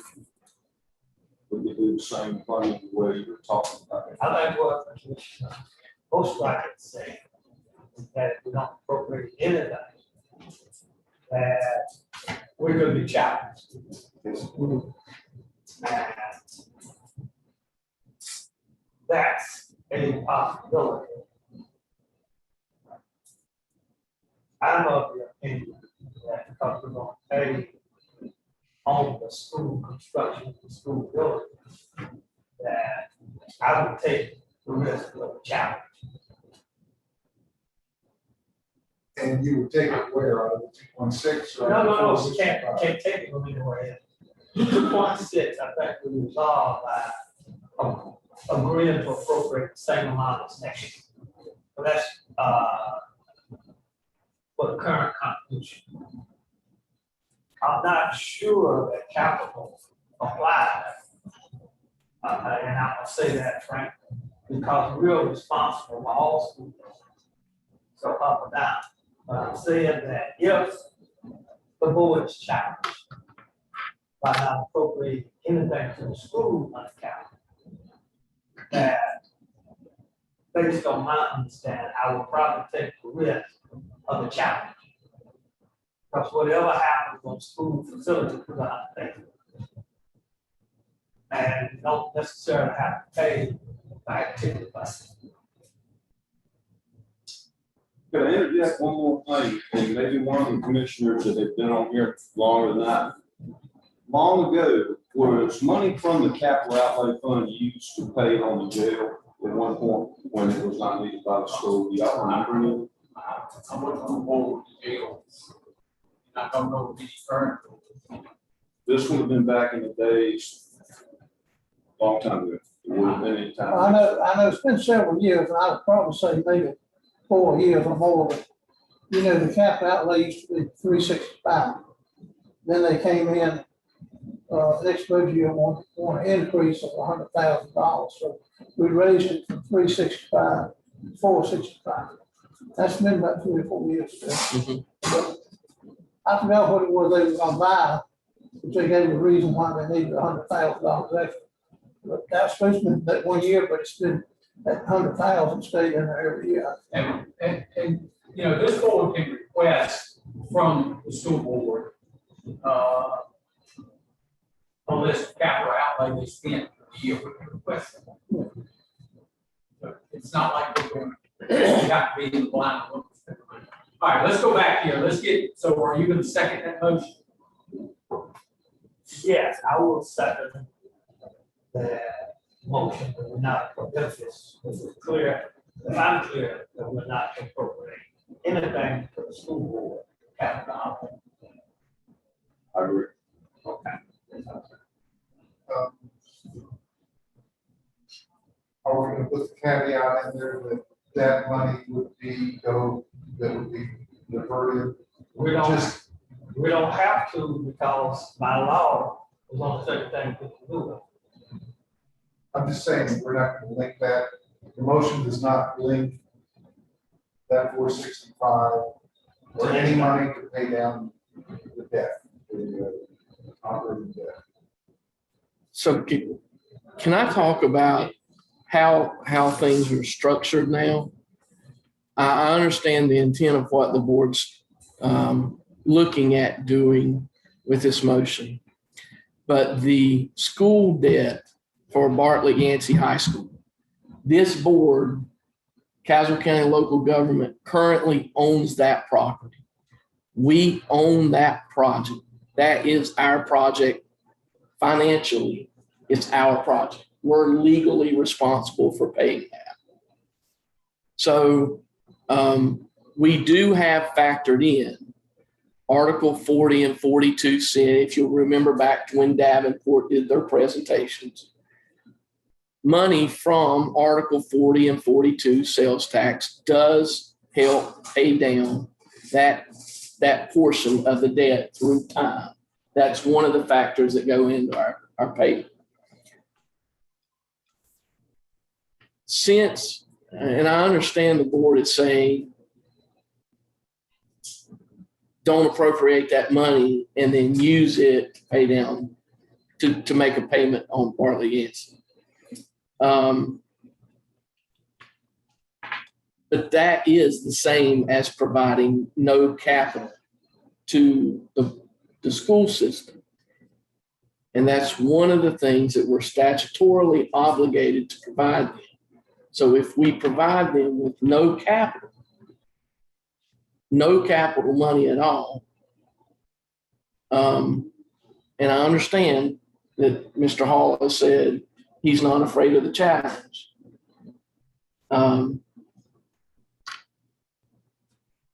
In my opinion, that puts us in a very risky position. And I've got to say that because that's truthfully what I believe. Is that linked to the fact that we provide no money for capital? And next year, the state, that has an impact on the amount of money that the state provides the school for capital? No, that's current contribution. So that's a little bit different. But I sent each board member, or Brian Farrell provided each board member with a lot of information concerning school capital and what you were responsible for. If you'll remember through that process, school capital is one of the things that you're statutorily obligated to provide. And if your current contribution was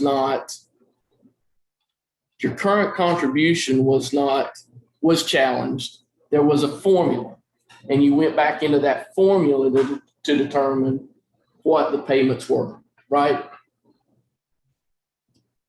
What you would actually have to pay.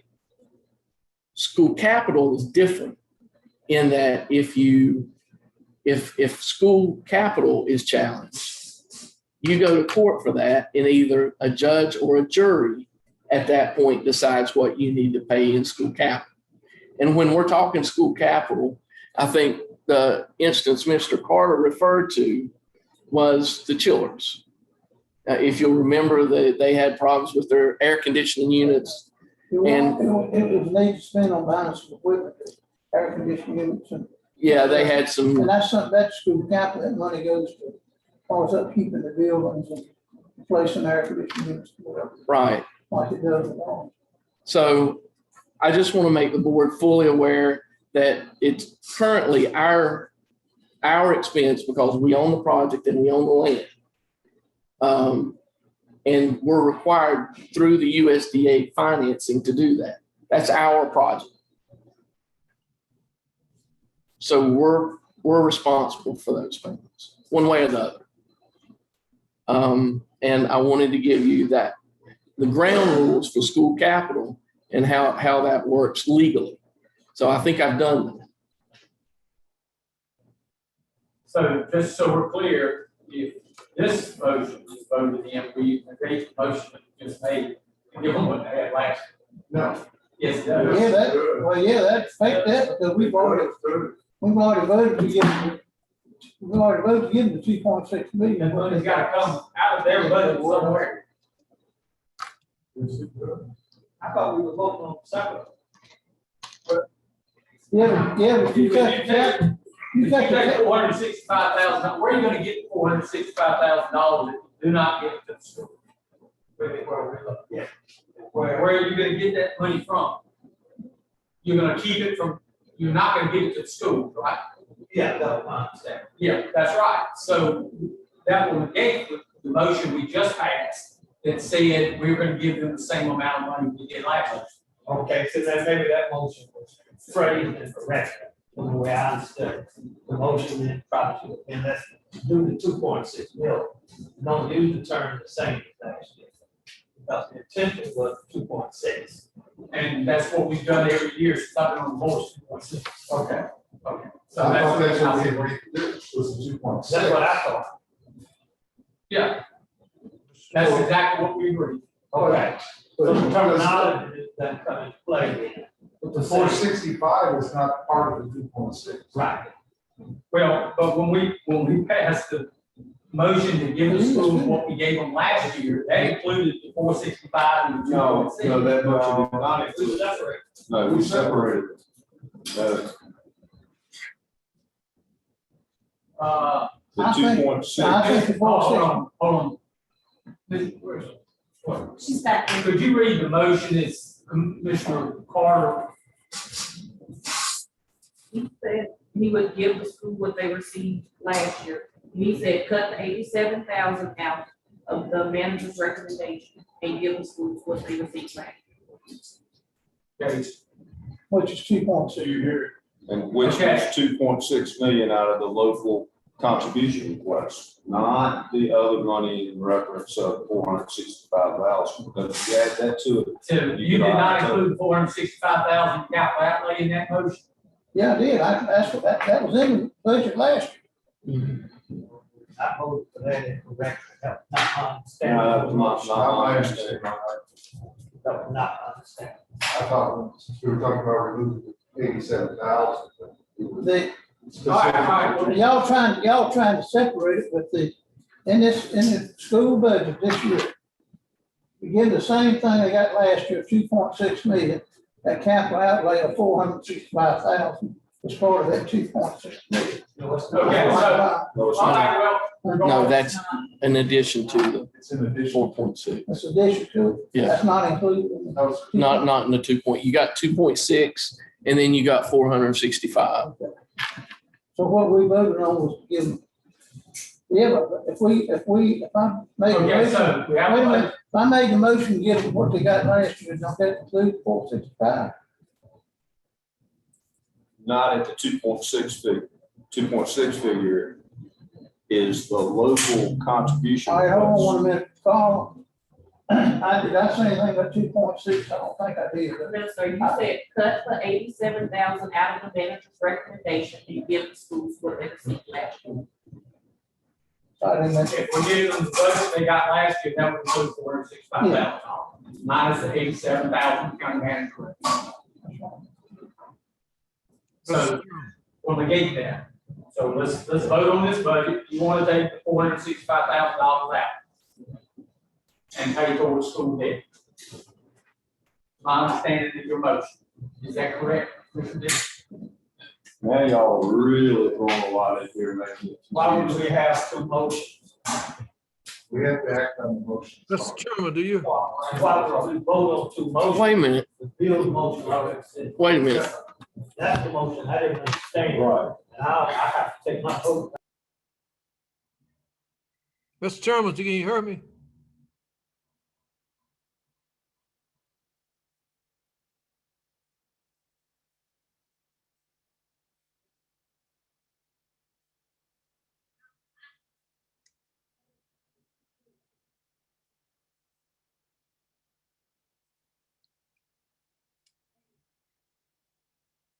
Are we still on?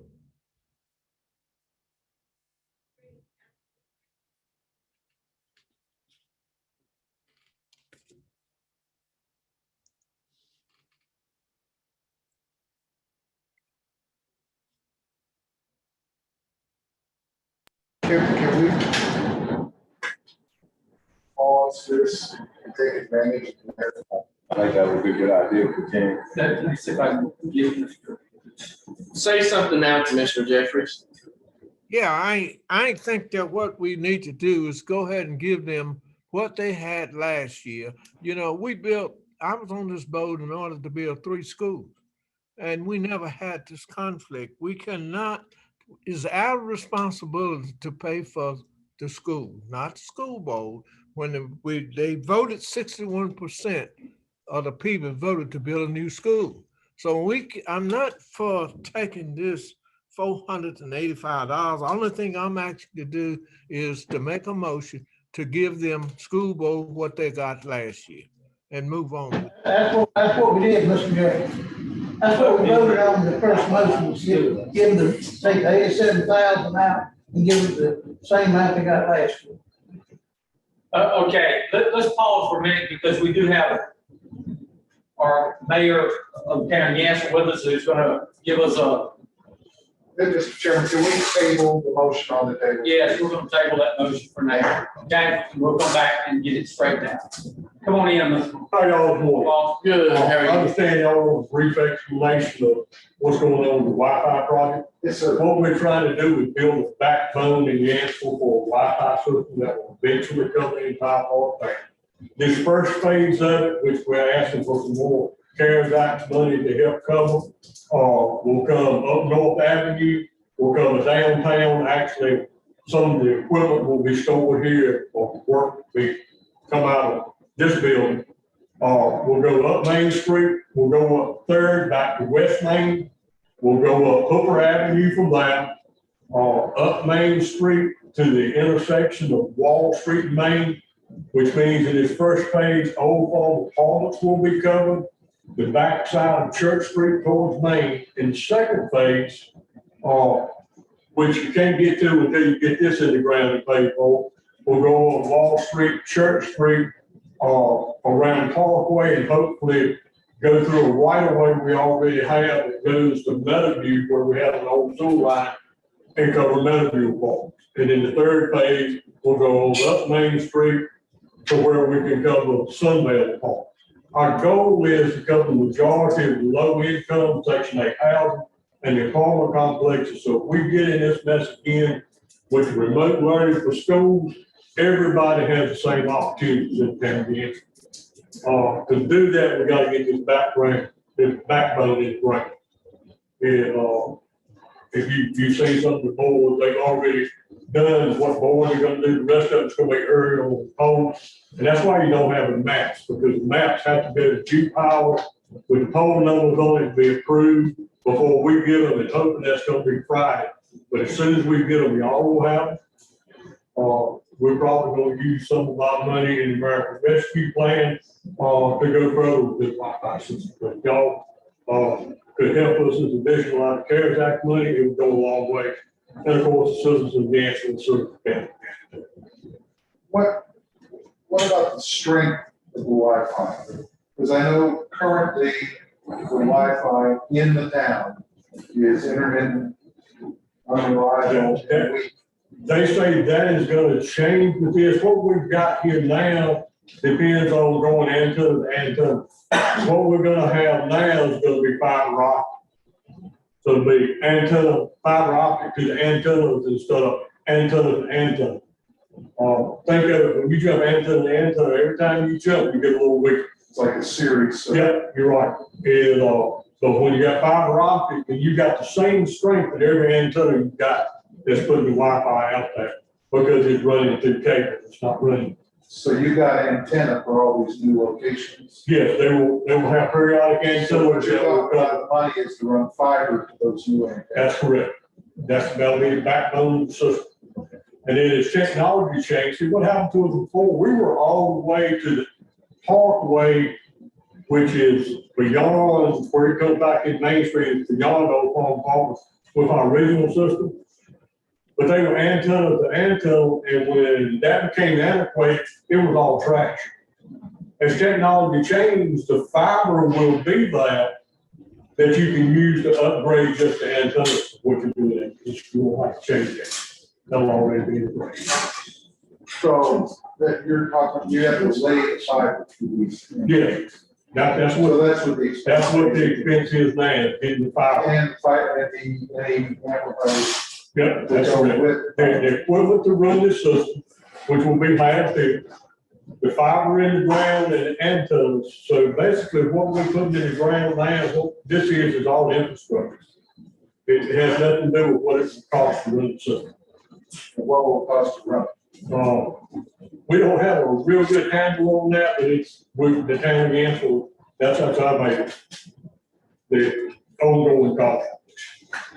I mean, that's what we do now. We don't really know exactly what that is. What is costing you now? Right now, what we're paying, and I'll sign that check, and I can pay it. Right off hand. 200,000. Oh, no, nothing like that. Basically, what you pay for in this system, is a contract, for maintenance of the system and for the connection that comes into the equipment, which now is at town hall. And this is gonna upgrade us to winter that, What about a monthly fee to the ISP or the provider? Is that? that's through Brooks Networking, what we'll pay them on their monthly, fee, which is gonna be less than $10,000 more. And will that double if you increase? What is? Does the cost increase as you increase your coverage? No, it does not. The other part that we look at in this system as we go out, part of this system, we may lease from Brooks Networking and get to a place where we can't, put it in the ground, which means they'll own it. And we'll just pay them a fee and they're responsible. Part of the contract with them, they'll do all the upkeep and maintenance on this system. And if it goes down, they come and fix it. And So the money you're asking for out of the CARES is to purchase this equipment rather than the lease. oh, yeah, this is all putting the backbone in the ground. That was belong to down here. And out there. Sorry. That's okay. Anyway, Any other questions? if y'all do it, we would greatly appreciate it. Good to see all y'all. Thank you, Mayor. And, seems like y'all got your hands full with the budget. Don't have that in. As always. Let me run to my next meeting. All right. And sorry for the appearance, I didn't expect to be here in person. We're glad to see how Meeting behind closed doors. We're glad to see however you're dressed. Y'all have a good day. Thank you. Okay, so let's go back and let's just talk about the motion Commissioner Carter made.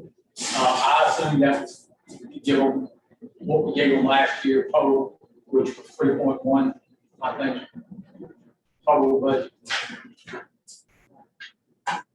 And I think Commissioner Jeffries assumed the same thing, so Commissioner Ostriker, with that, knowing that now, does that change your vote on previous vote? Would that change your previous vote? Give them what we gave them last year. 3 point, and that would be The total. 3.1. $3,120,000. So.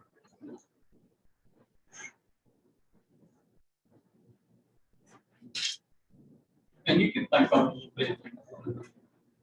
Well, it probably would change my vote, but I'm not quite sure what the subsequent vote. I mean, if we give them 3.1, then we're done with this topic. Yes. And we won't discuss taking our chances with the courts and things like that.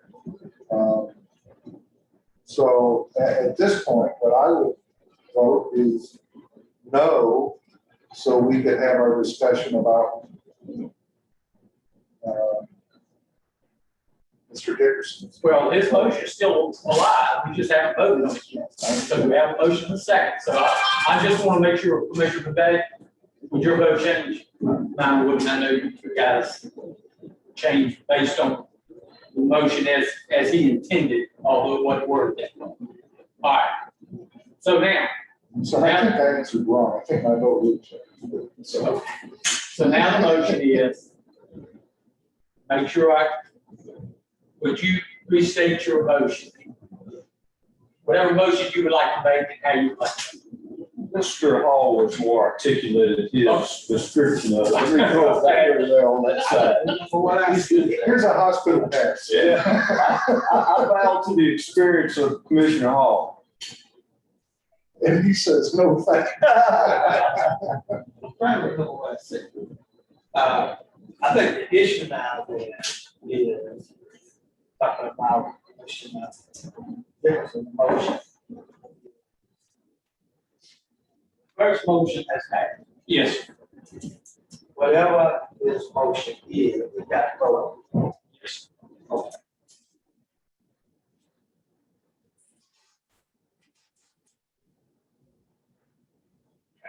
I think the motion was not to do any of the 465,000. Okay, Rick.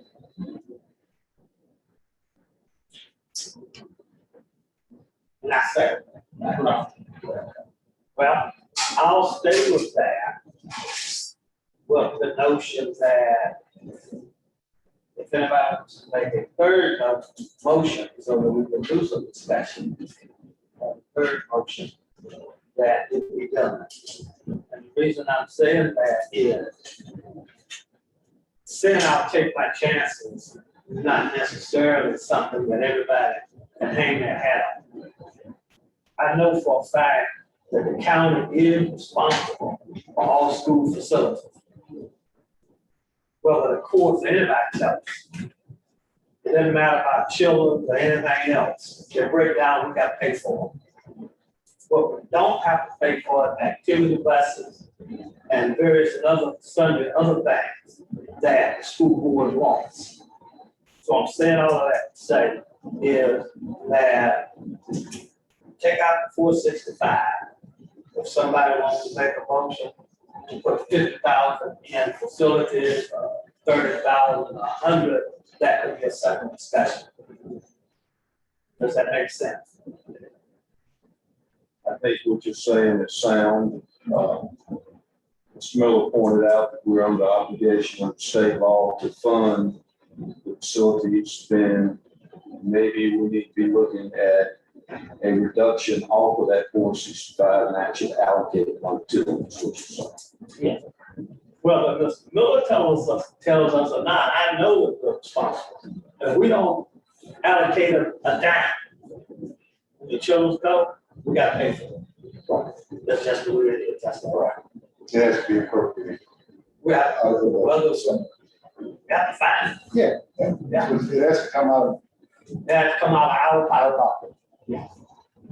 Now, the difference is, now, this discussion is that the article 40 and 42, 43, 44, and all of that is designated by state statute for schools.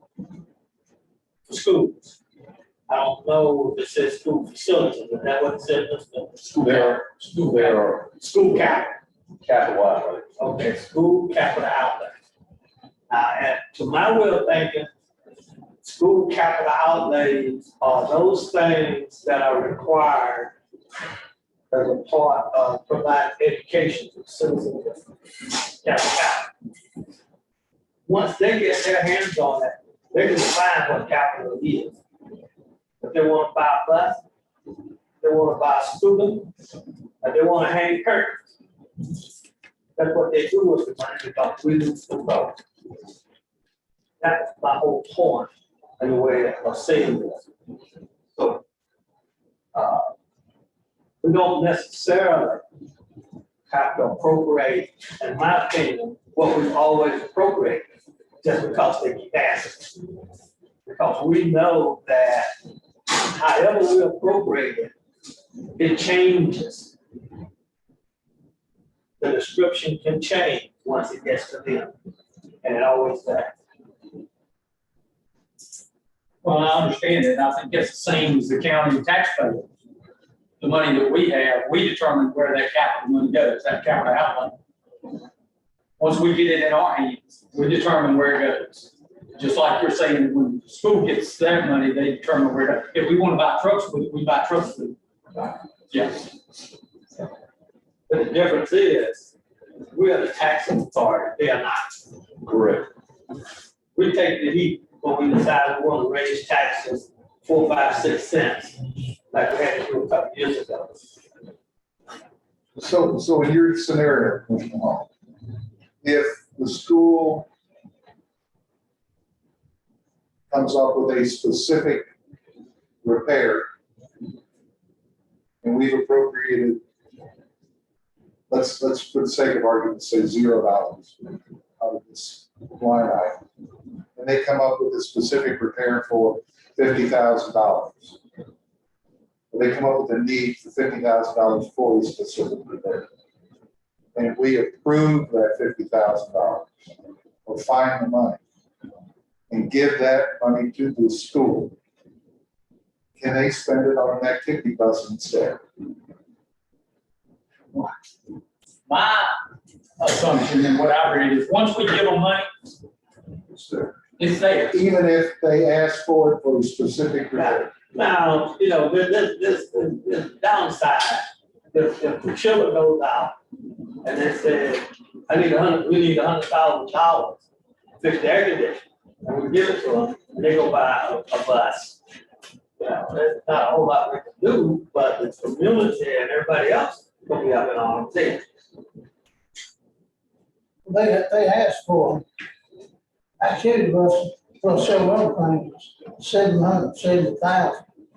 And the manager paid back $465, so they approved that, find a new bus, total cost will take out $770,000. And the manager's recommendation, $465, same for that. It sounds like a tad Gary Larson cartoon to me. It's the guy's 2 doors in hell and says, damned if you do, and then says, damned if you don't. Well, you know, same thing with the sheriff, you know, he's elected official, if you appropriate money and give it to him, he can spend it as he wants to once it gets over. The sheriff can't sue us. So, The sheriff can't sue us. oh, I know that. Right. Okay, well, that's what I'm saying the motion is, the motion does not give them $465,000. That's the motion for the second. So let's get this motion out of the way, and then any further discussions on another motion or whatever can do. All right, so we'll do, I need Mr. Jeffries back up. So Commissioner Jeffries, if you understand what we're getting ready to vote on now? I didn't understand this last one that Mr. Hall was talking about. Kind of explain that to me because I didn't get it. I know, Okay. I know it's Okay. our responsibility to upkeep, not school responsibility. I know that. And, you know, Fine. with the only thing I said, I wanted to give them what they had last year, and I still vote for it. Okay. This would not give them the total budget that they had. This motion would not give them that total amount. It would reduce it by $465,000 of the capital outlay. That's what this motion is. So a vote for that means we will not give them $465,000 of capital outlay. A vote against it means we will. Okay? Same thing. Yeah. All right, so let's Say that again. Give them the same, votes for it reduces it, the amount to 2.6 million. A vote against it gives them the same total that they got last year. 3.12 million. Yeah, I'm for what they got last year. That's what I'm okay. So that's a no vote to that motion. So that's a no vote to that motion. Yeah. Okay. All right, Commissioner. No, No. No. No. No. Yes. Yes. Okay. So that fails. That motion fails. So as right now, we're giving them $3,120,000, what we gave them last year, total budget. Any other motion, any other discussion? should be done. All right. Okay. All right, moving up then.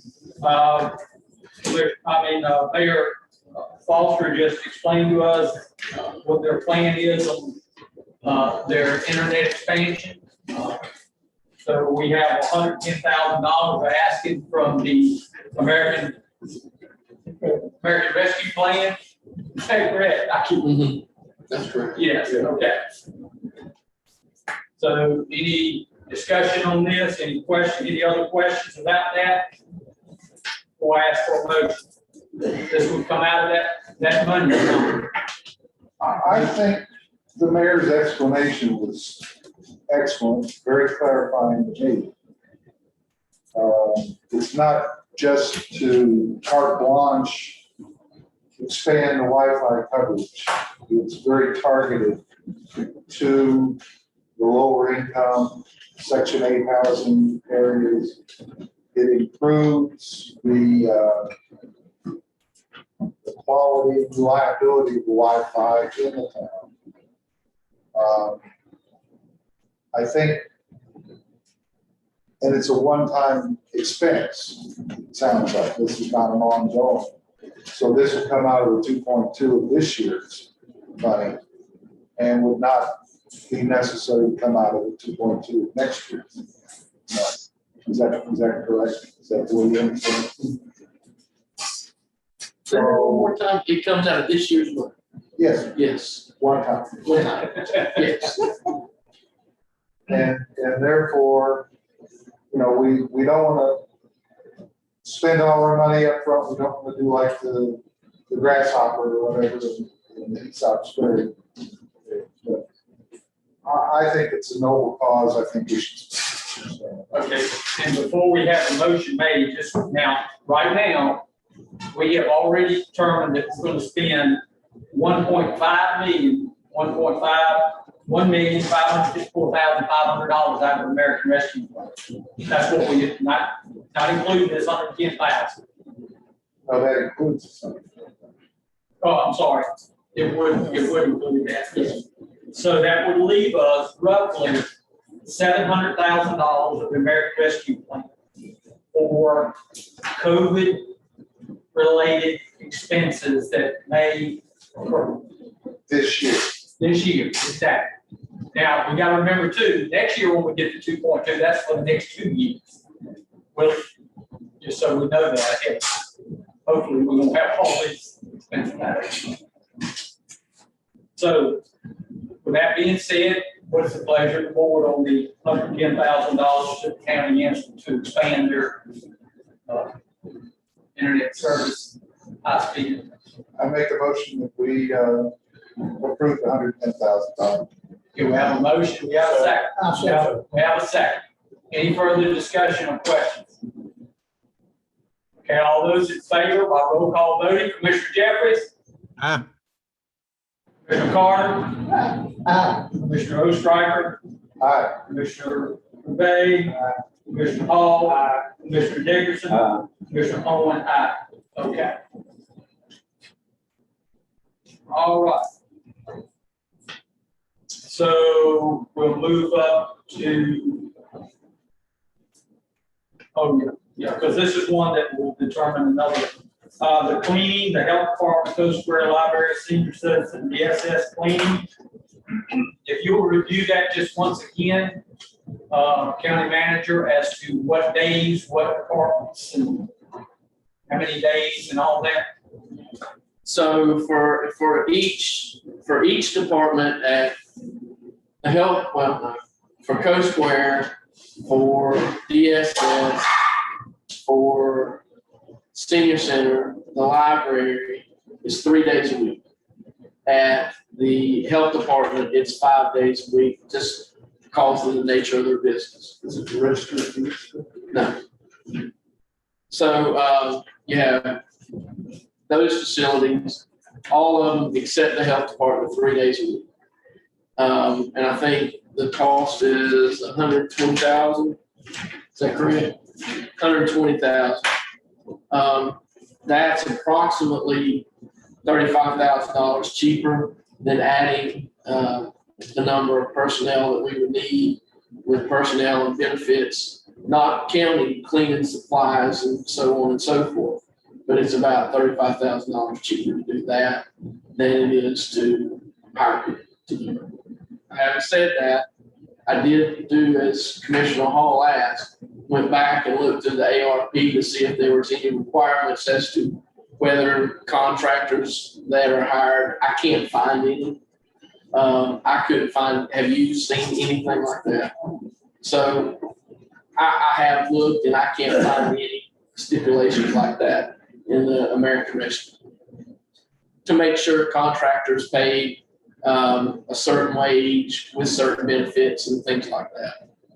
Can we make those stipulations as we hire a cleaning service? We can, but it may very well drive that $120,000 price up. Or reduce the number of days they call. To keep it longer, what that.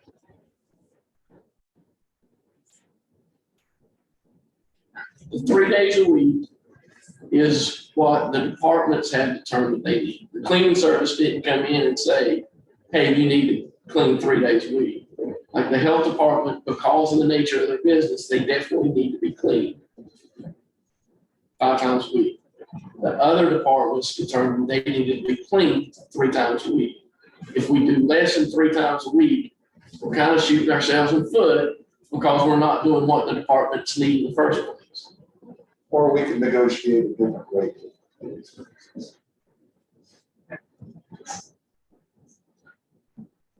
Very simple. We've already put it out for RFP, Okay, and when we did that, this was the lowest bid, and this is what it come back at. So but that RFP did not include the stipulations that Commissioner Hall was talking.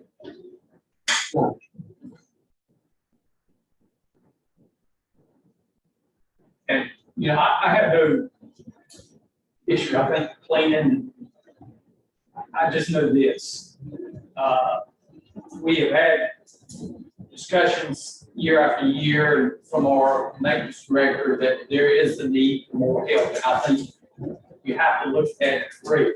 I don't know if we have looked at contractor mowing yet. I have put together this, did I print that? Well, you can hold off on that just a minute. I just wanted to, just to keep that thought in our mind as we approve or this or not, that we really seriously at some time got to expand our maintenance. You've got 2 people who do cleaning. Now, this will reduce their cleaning by 5 buildings, so that will help tremendously. Okay, so any other comments or questions before we have a motion on this cleaning? So is this cleaning to meet COVID-19 standards? Or This is cleaning to meet the department that has requested the cleaning standards. In some situations, that will require cleaning to the health department standard, you know, which in cleaning in their rooms is probably going to be to a higher standard than cleaning the floor in here. Does that make sense? no? Does it, does this amount of money in cleaning, is it specific to achieving the COVID-19 objective for cleaning? The cleaning products used will be, will kill COVID-19. Okay, we're getting there. How about the frequency? You know, if you clean today, right now, right, I wipe everything down and it dries, and somebody with COVID-19 comes in and coughs all over everything, you're still going to have COVID-19 on that surface. So when you look at frequency, you need to look at the frequency of how often do you have people with COVID-19 coming into your facilities. That will determine what frequency you need cleaning. Maybe that's one of the reasons the health department had 5 days a week cleaning. You know, we're hoping folks get vaccinated and the COVID-19 number of COVID-19 cases kind of level out. As we've seen, I think we currently have 5 cases in the county right now, 5 active cases. So we've seen that decline. So next year, are we gonna ask for the same amount of money? Yes, and as long as the contract holds steady. So this would be a permanent, No, not necessarily. Not necessarily permanent. They would ask for it, doesn't mean we have to prove it. In the meantime, if we did approve this, when would the cleaning commence? And what I'm asking that question for is I understand we're short staffed in the maintenance department now. We have people out on leave. Will that alleviate the problems they're having in shorthanded? Will it free up manpower within the maintenance department to be able to cope with Yes. these people come back? It would start as soon as the budget takes effect, which is next week, July 1st. so what we're talking about here, basically, should we spend the money? What we talked about was to hire somebody, a contract, yeah. Well, I mean, we're talking about either hiring additional people in maintenance, cleaning, or contract cleaning out to free up maintenance people to do traditional maintenance. That's right. Well, you gotta look at the budget, you got certain maintenance people that is clean, and you got other maintenance part, like solar farm, this was, Yes. So you've got a janitorial side and traditional maintenance. I guess my question is then, will this help out? Will they be able to shift resources to fill the holes we have currently where they're understaffed? If we approve this contract.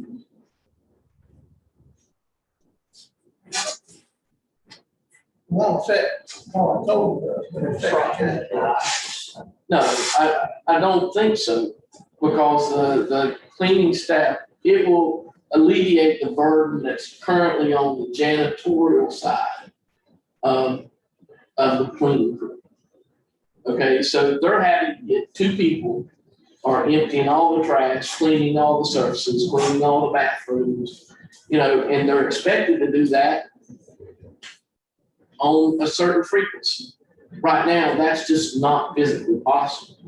So doing this will alleviate that burden on them, and they'll be able to do their normal routine duties the way they should be able to. Cole and the assistant, Mr. Powell, it's not going to do a lot to help. What we have done, and Mr. Jeffries, I'm sure you'll remember a couple of years ago, you gave, you and the rest of the board gave me the authority to hire people when I saw we needed, right? We've reached out to Bartlett Yancey High School, to their counselors, to several different organizations and said, hey, do you have anybody that wants to do some maintenance work, mowing, cleaning, those kind of things? And we've gotten absolutely no replies. So we tried to use the same avenues as we did when we hired one of our last maintenance workers, and he turned out to be an incredible guy, an incredible asset to our maintenance department. But this year, that's just not been fruitful for us. To me, it would eliminate the need, if we do this contract cleaning, it would eliminate a need for an additional cleaning personnel that he has. It would, to me, it would eliminate that, because you're going to reduce the number of buildings they have to tend to now down by 5. It would alleviate some of their workload, I guess. Until the next area, yes. Then the library, DSS, Post Square will have to be cleaned every day. I'm not gonna be around people that refuse to take shots in open spaces and nobody cleaning the building.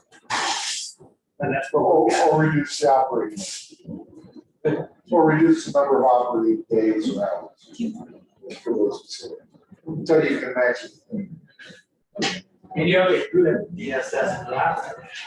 You can't do a lot. any other questions on the amount, cleaning contract? All right, so what's the pleasure of the board? Make a motion that we contract cleaning service out. Presented by the county manager. You have a motion and a second. Any other questions or comments? Okay, so we will vote on contracting out the cleaning for the health department, Coast Square Library, Senior Center, and DSS, according to today's county manager told us they would be clean. So with the roll call voting, Commissioner Jeffries? Yeah. Commissioner Carter? Aye. Commissioner Ostriker? Aye. Commissioner Day? Commissioner Hall? Commissioner Dixon? Commissioner Owen? Aye.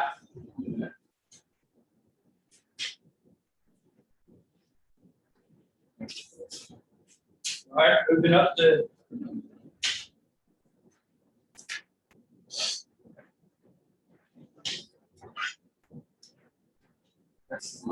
oh, okay. Okay, so we'll look at this before we move up, just so. All right, County manager, go over this with us before we move on to the next item.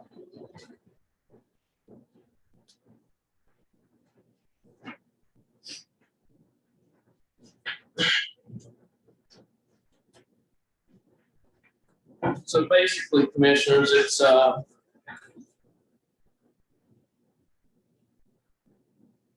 basically we're looking at to outsource the mowing. You're looking at about $70,000 to for us to do it in-house. We're looking at $54,000. So there's about a $15,000, $16,000 difference. It is cheaper for us to do it in-house currently.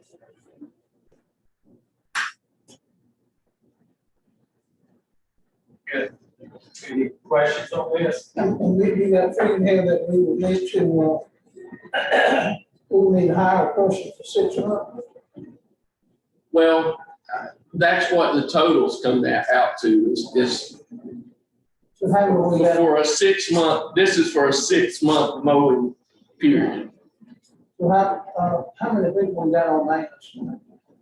Go on, sir. On Colin's side, we've got Colin, BJ, and Jelani, and Calvin. Calvin is out and Jelani's out. So right now they've got 2 people, but there's 4 employed in that. We don't know if Calvin's coming back or not. That's correct, but Jelani should be back. Jelani's back? Okay, so Jelani's back. Okay, all right. So we've got 3.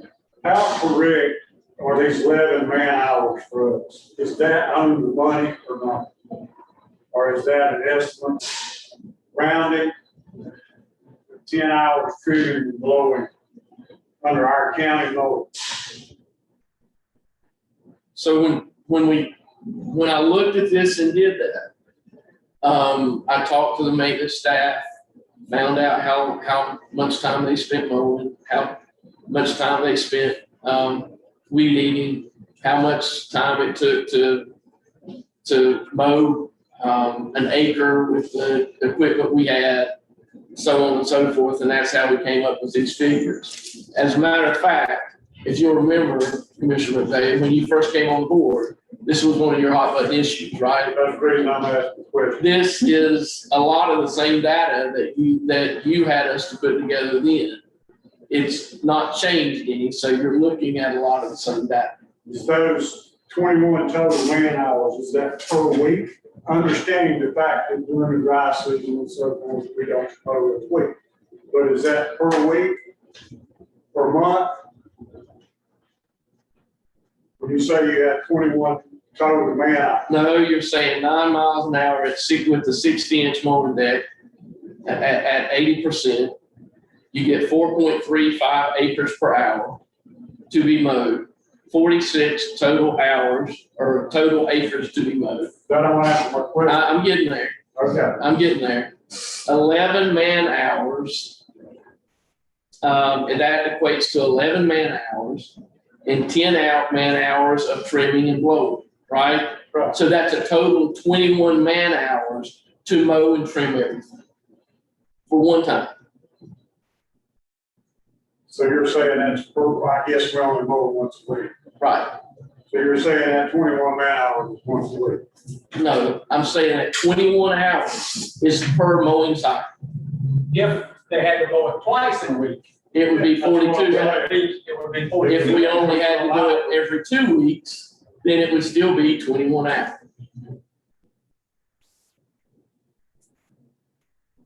Right. And then you get pretty much the same calculation for bush hogging, and all of that comes up to a total of 33.75 hours to do everything. Do all the bush hog and mowing. But our costs could change if you go to mow twice a week. Yeah, if you have to mow twice a week, our cost goes up. But then you'd have to pay twice as much for a mowing contractor to do the same amount of mowing. So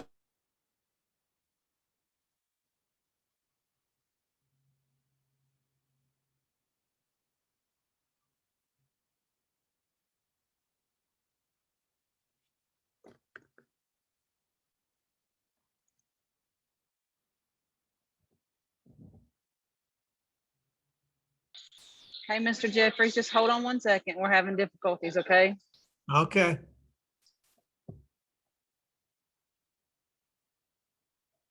But anyway. Let's move along on our list because I know it's the time is moving on. Next on our list is the assistant county manager. Again, to remind you, I believe even the newer guidance that I have seen from the recovery funds, I still believe that we can pay that salary out of these recovery funds because with these recovery funds comes a lot more reporting, comes a lot more meetings with shareholders and different things. And I believe that this would give us an assistant county manager for 3 years. And then the board can decide whether it wants to continue that or not. Again, if we end up signing that MOU on the opiate litigation, that's going to double meetings and meeting shareholders of the county that our county manager would have to do. And we talked about this for 4 or 5 years. We know he's already played before. So I think this is an excellent opportunity for us to get something that would help the county, help our citizens, provide better service to our citizens in various areas. Is this a full-time position? Yes. Yes.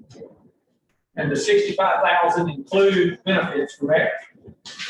County manager, that would be. no, did you get benefit costs? I can't.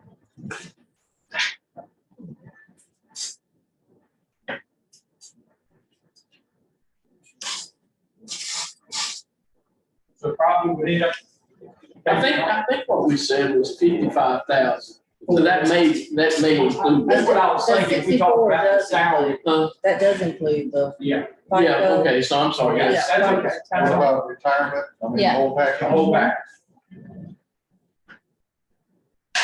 I mean, when we appropriate 65 or include $65,000 in the ARP. So Motion second. Now, these would not be, What is the motion? Can I make a comment? okay, hold on just a minute. This would not, those two things would not be his only assignments, so we understand. The county manager would also assign him other duties as needed. What was the motion? Motion was to approve the $65,000 coming out of the American Rescue Plan. And it's second, okay, Commissioner Dick. I understand the reasoning for adding the position, as you have explained, in 3 years' time, you could eliminate that position, but rarely, once you add positions to a payroll, are they cut out. My concern is that it will become an ongoing expense that the county taxpayers are eventually gonna have to foot the bill for.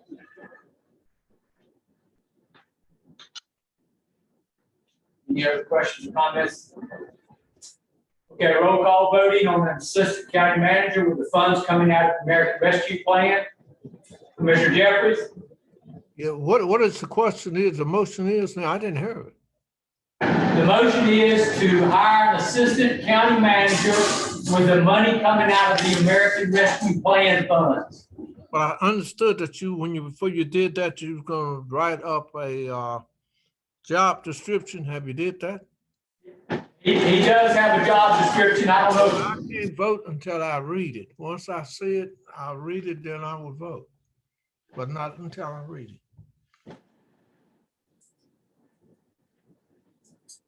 All questions. They won't have time. No.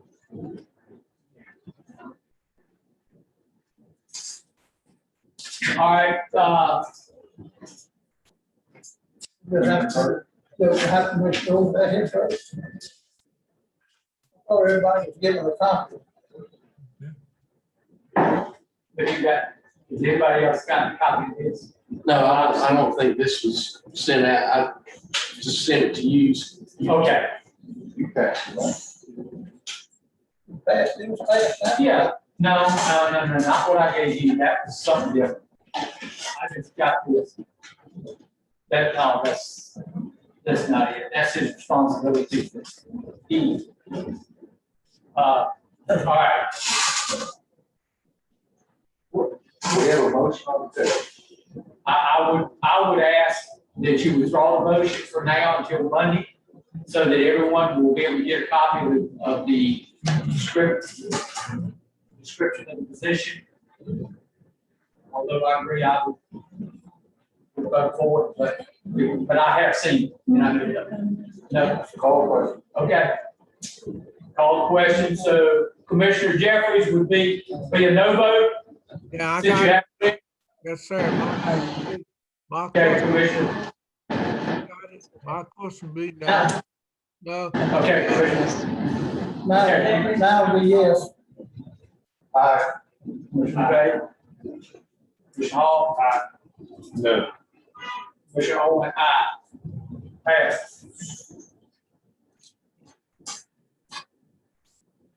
All right. On the front page, well, we have two items, I think. The positions for the maintenance, I think we could definitely not worry about cleaning crew at this time, because it's going to reduce their responsibilities by 5 buildings. So any questions or comments about these positions, whether we want to pursue these or not?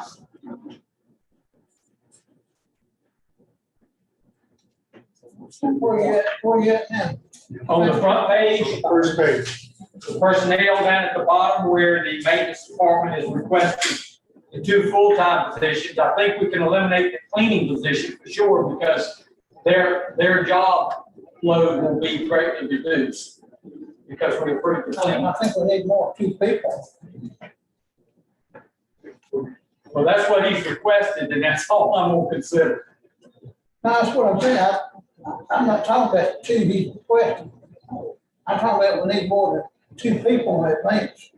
Well, we have 4 positions, but only 3 of them are now back, 3 of them were corrected in the maintenance side. Can we get by with that? Or do you need 4? I think until we find out, first of all, I put it out there that we want to hire somebody. And we can't get anybody to put in an application to hire. That's number 1. And number 2, we do have 4 positions, but I mean, in all fairness to one of our employees, we need to wait and let him make a determination on whether he's going to come back or not come back. I mean, he's been an employee of ours and a good employee of ours for 30 years. I mean, We don't leave that like it is. So we just put this on hold and revisit it even if it's later. If we see a need and he doesn't, Like we did last year, review this in October. We'll just put this on hold for now until we find out. Honestly, the maintenance department has 2 open positions, other than the people that they have out now. We have 2 open positions for people that have not been rehired.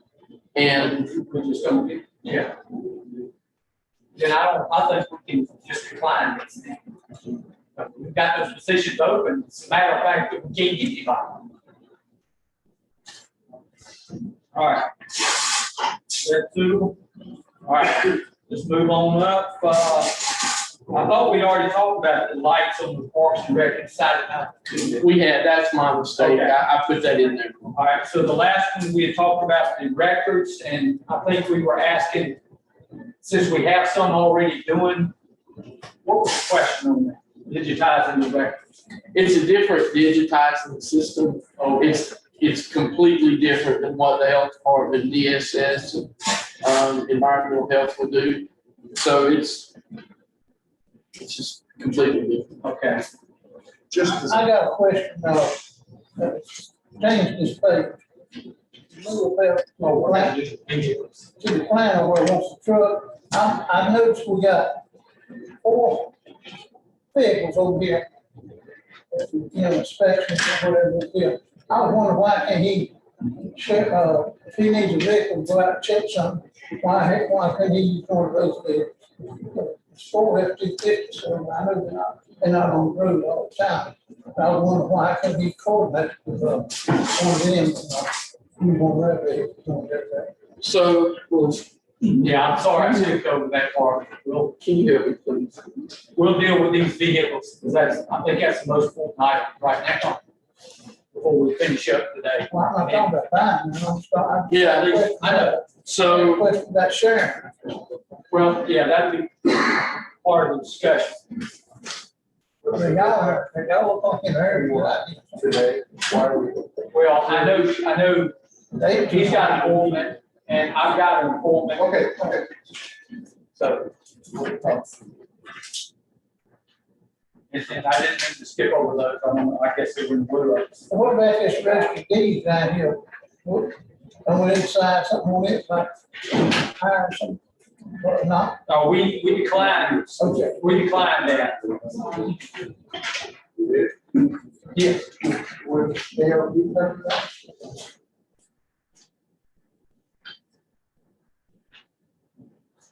Registered deeds, scanning.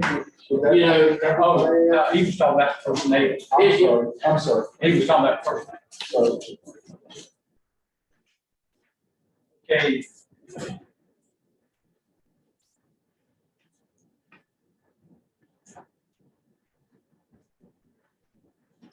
Mr. Chairman, I really need 5 minutes to go over some stuff at the end of the meeting, so I know you're trying to get through, but I do need 5 minutes before that. Yes. Y'all gotta go somewhere, y'all look at your watches, you gotta go somewhere. I do, he hasn't got a problem with that. I got nothing for that, I do that.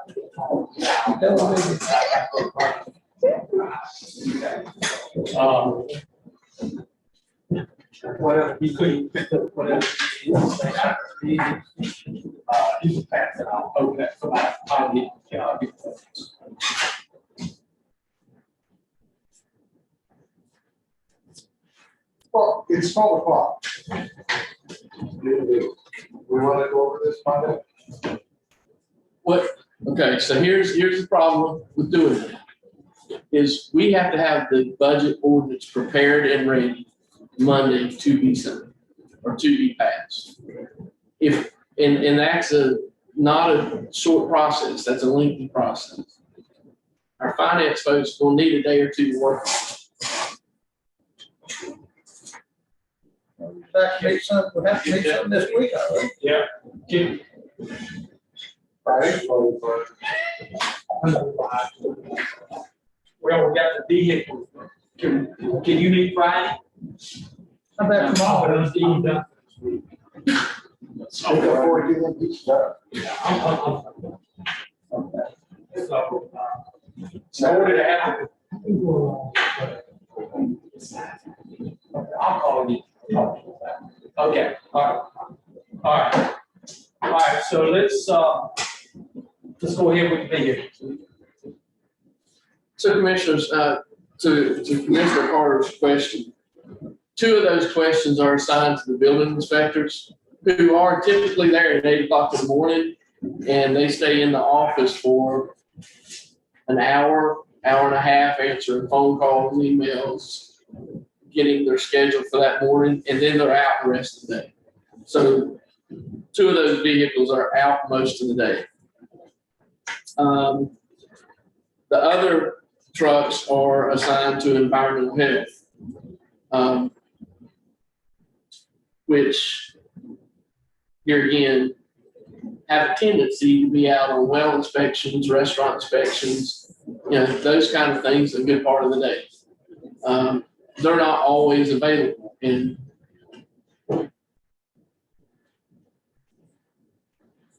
if we want our planner to be able to do the work that he needs to do when he needs to do it, then we can't rely on other people's vehicles to do that. Now, we can get some kind of pool vehicles, but we may need 2 or 3 of them. That was my next question. What had you found out about checking into pool vehicles versus the departments that have cars that you pull out that do not use them all the time? Well, I think the departments that have the vehicles now will tell you they pretty much need them. They're not on the road, 8 hours a day when they're here, but they're used pretty much every day. My concern is I'm looking at 1, 2, 3, 4, 5, 6 requests for vehicles. And I understand solid waste. The guy needs a truck. I've seen what he's driving. He's out all the time. But you're talking about, and the library currently has a van, but how many of these others? Planning, soil and water health, and emergency management, are those new additions that you're not replacing anything they currently have? Emergency management would be a replacement. That's one of the trucks you see on Chrissy's list that she says we need to replace. Is that the one that they spent all the money repairing? Or is that 7 years ago. Yeah, and to Chrissy's point, I've asked for that data for the repair bills, for all the stuff that associated with that, and we don't have it. Nobody has it. So we don't have the data that Enterprise. Very should have. There Or something fishy about that. But I remember, about 3 or 4 years, we $8,400 spent on it for. Well, he says that. Yeah, he gonna have to tell you anything. I don't believe that. And I know for a fact it's over $8,400, but I asked you, did you approve it? He's requested that the documents from Stearns, and Stearns hasn't gotten back to him. I mean, is the truck skipping? I mean, in good shape or? It's not in good shape. It's not in horrible shape. You can still drive it. Spend $8,400 on it, that would be in real good shape. I would agree. Of course, I know he drives the airport back and forth. Well, I don't have the data to tell you about what was done or when it was done, anything like that. So You not pull that finance, See what, then I go in full records on vehicles. see what, Y'all spend extra for all. see what gets me is, every time I see him, he's asking for a new pickup. Got a new pickup last year. I noticed one morning he got that McDonald's on a Ford Ranger. That was a Ranger that Chris was talking about. 2011 Ford Ranger. I didn't even know they had that. And he's got that red truck and that white truck. Then they still got that, they still turned that Crown Victoria, and he got that new truck. He said, no, he wasn't gonna turn it in. So they still got a 207 Crown Victoria. I don't know who drives it, but I know that, I got 4 or 5 vehicles. well, they don't have a Ford Ranger. He was driving one, had EMS on, at that McDonald's. Where did Yeah. He was driving himself, I saw him. Cause he looked like a scared, and I was running back, or at the place, he come around and saw me. went on around, but it had EMS, but then I noticed that somebody told the drugstore the other day that driving that fusion thing, or fusion, but they said that was Vernon told them that was that girl that goes out to these homes. Oh, yeah, that was a community paramedic, and the that vehicle was paid for with COVID money. Right. Yeah. I mean, if you need, if you need a truck, I'm all for it, but I'm just asking questions, because in the history of the EMS, we've never had all these personal vehicles, pickup vehicles. All right, well, let's kind of do it this way. Commissioner Dickerson said he looked at solid waste vehicle and he understood that need. Let's go through each of these vehicles and first determine that we believe they need a vehicle to their sales. And then the other ones, we can determine whether we want to try to do a vehicle pool. Okay, that way we don't bounce around too much. All right, can we start with solid waste? Yes, sir, we'll start with solid waste. Yeah. I think he definitely needs to, he told us to get on the bin, I'm all in favor of that. I agree. I make a motion that we approve that. I'll say. Okay, I'm good. Could we hold off on the motion until we get the ones that we are going, they need their vehicles? Okay. And solid waste may end up being the only one, but that way you don't have to do roll call with 7 different vehicles. Okay. Library. The question I got on libraries, is that under lease purpose? It would be under the lease permit. The one we have now is not. But if we get one, this one will go trade in, then lease purpose. That's correct. Well, I'll be in favor, and since it's going on lease purpose, I'm in favor of library. I would think the library should. I'd like that to be one that could go under the pool system.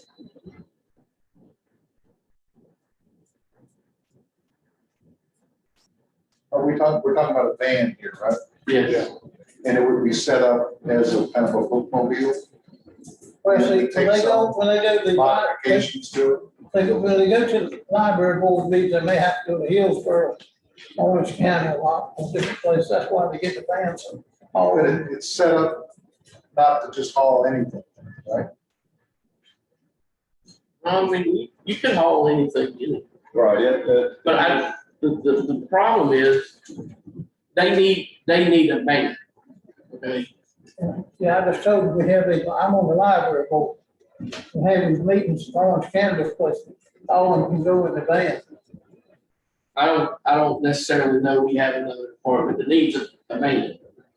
So if we're going to get a van and put it in the pool, well, just because they don't need a van doesn't mean you couldn't drive a van. It still goes from point A to point B. If they need a vehicle for transportation going out somewhere. I mean, I drove a minivan for years on my job, and I'm a service technician, and I frankly enjoyed it with all the room. Oh, yeah, I love stuff I could put in there. I mean, it was a bonus. So going back to my original thought, when I mentioned that, probably in the county climate share. so looking at these sheets that we've just passed out, did I get a copy of those? Was look, just hold on to it. I'm sorry, I'm not gonna look at this. So annual outdoor shooting range inspections, annual outdoor storage facility. And I know I saw this somewhere. Solid waste ordinance violation complaints, which are not usually on paved roads.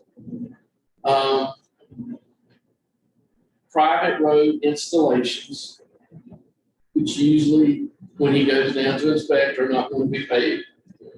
Private road upgrades and improvements. Private road complaints.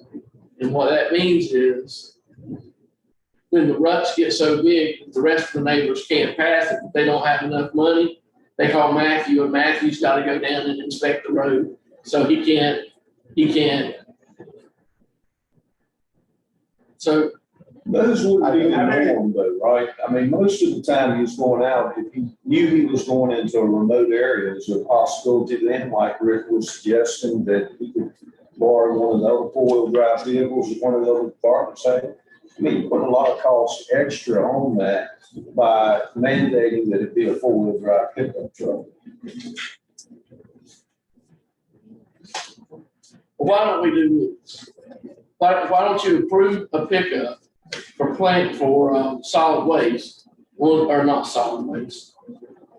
Approve a pickup for soil and water, and I'll take the Ford Ranger from soil and water and give it to Clint. And his feet can just go with it. Hopefully he's not driving through big metals like they do. No, I think it's some kind of condensation from the air conditioning system.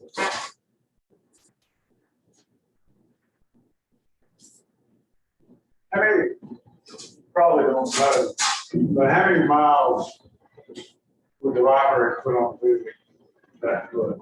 Well, put that, because what I'm going to is if we buy them a van and they don't put any miles on it, you build equity in that van, you can at least turn around and pretty much get your money back out.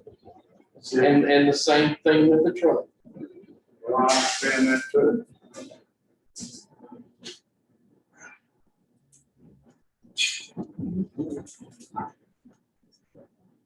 But seriously, we can, if you approve one for soil and water, there's an F-150, or there's a Ford Ranger there, but it's on the pay less, sell this,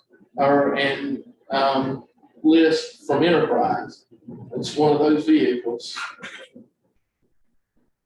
So you're saying soil and water already has one that you currently are funding, so you're just gonna move it to my department.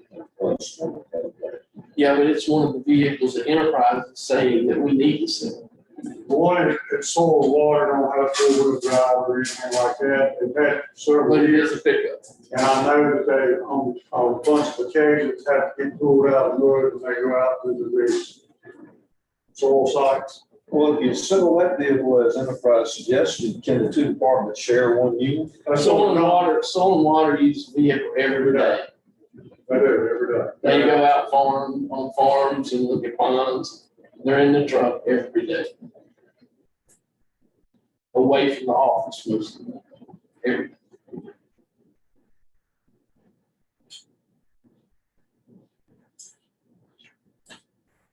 That truck is sufficient to buy the new truck. I mean, No. It doesn't work. maintenance I mean, they're not having to break down every day, then they have to have it pulled out of the mud on it, yeah, but it's not breaking down on them, leaving them stranded, it's.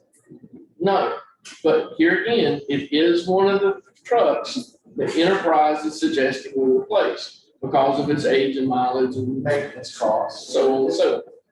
And you just heard, Spending $10,000 on it tomorrow for maintenance. It would be worth it. Well, let's get this library van deal squared away. And then we'll move up the list and we'll just make that decision. Now, I think Mr. Carter said yes on the van. So what's your opinion? Yes. Now, I will say this, I don't know if you read the sheet, but they requested if we did give them a van, give them $1,800 compared to what they had. And we didn't use it.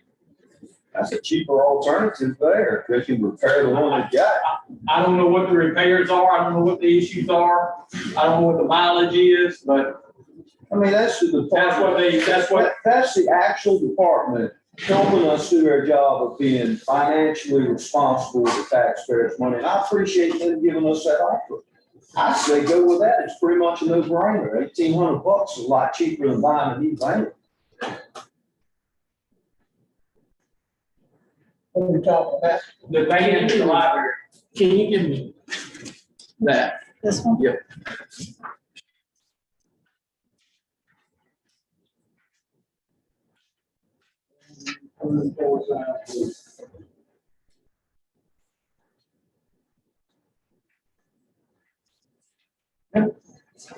Now, they do say certain things unreliable, I don't know. Doing anything. Where you just go to children's for outreach, business, nursing homes. Appreciate what you're trying to do. Just can't have it like go down the side, Okay. So police van to flyer. Number one, get them a van. okay, Emergency management. Red truck is not long. no, wrong, state with the state. That's right. State.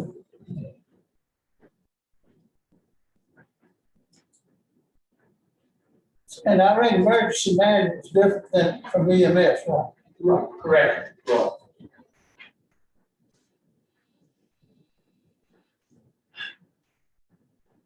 I know he does have to go out a lot into it. He really does. It's come swift water rescues in the middle of the night, everything else. Hey, is that the truck that goes to the IR? I think it's. I don't know if he takes this one. When they went down there, when we carried them, four-wheelers down there, go to the white truck now, go county trailer. Yeah. Just so you know, if you've got questions about the emergency management truck, it's sitting out here. Just, The red truck. no, the white one, the one he's asking to replace, and the one Enterprise is suggesting that we replace, is sitting just right over there. It's the emergency management truck. Not on. It was never, Never works. So the current, it's just the maintenance cost, it's cost. yeah, I mean, there's holes in the seat. Yeah, That truck don't have 60,000 miles. it's got 71,000. Oh, they done put more miles. I think, what's the miles, wait a minute, hold on, I'll tell you. They must, last year. I think it was 71. Where's Ian? Yeah, keep Commissioner Jeffrey's picture. I'm sorry, That's okay. is it 171,000? No, I don't think we, Commissioner Jeffries, I know you, just wanted to ask you how you feel about the van, the library, we list the don't have van. 60,000. No, we, the tax base has not increased in Castle County. I want everybody to know that. Tax base has not. We can't continue to keep buying. No. Okay. I'm a no on it as well.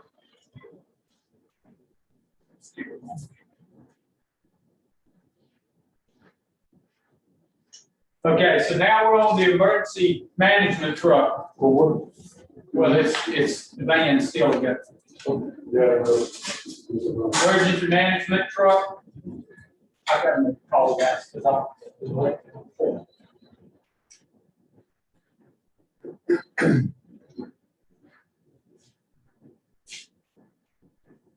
So, it's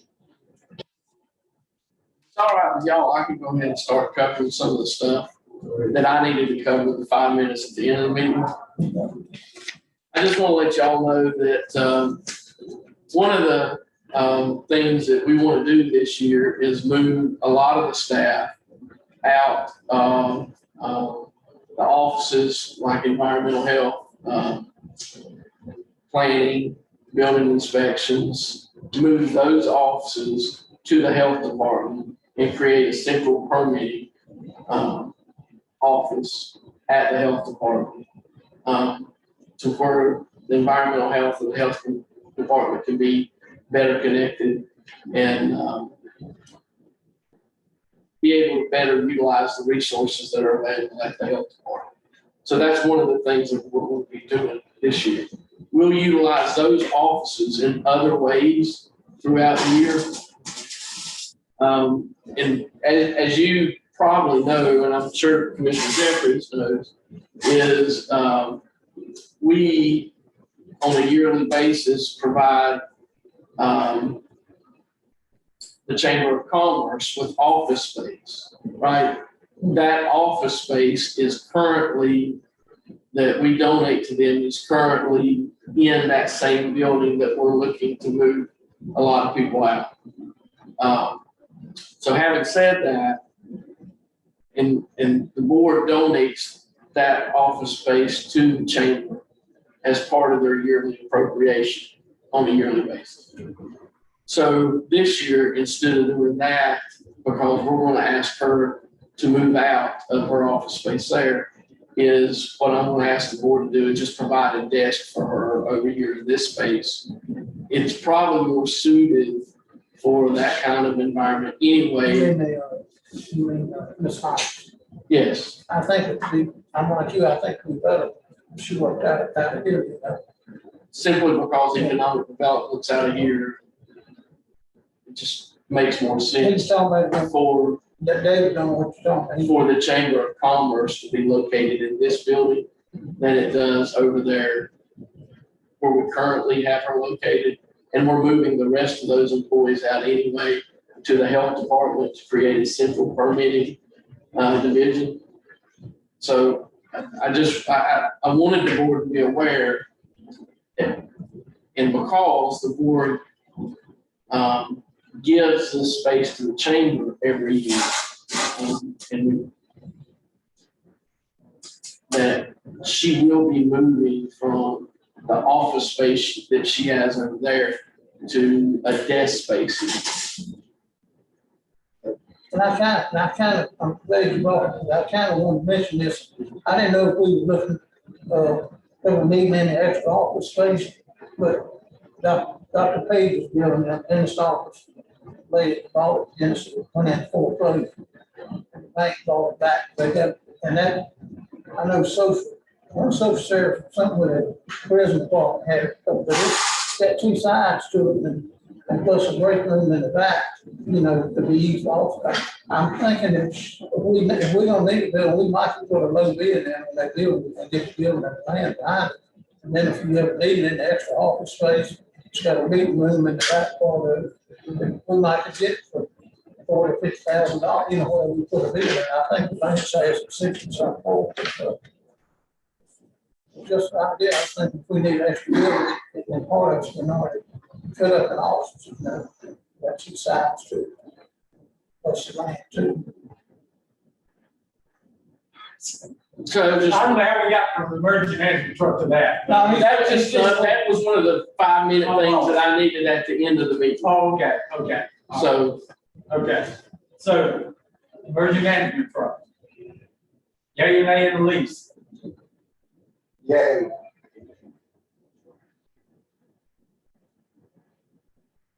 Yeah.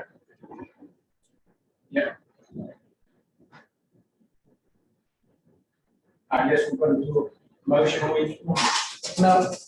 no, you said you. That's right, we'll do those. So we have I'm still a this. little confused. So it's not going to EMS. It's going to emergency management. What's the difference?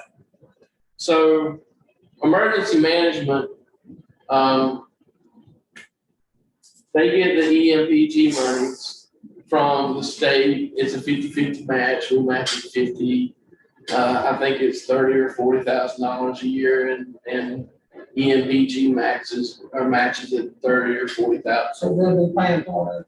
Well, it'll be coming out of their budget, that budget. But I mean, it's still going to be county money. It's still going to come out of county funding.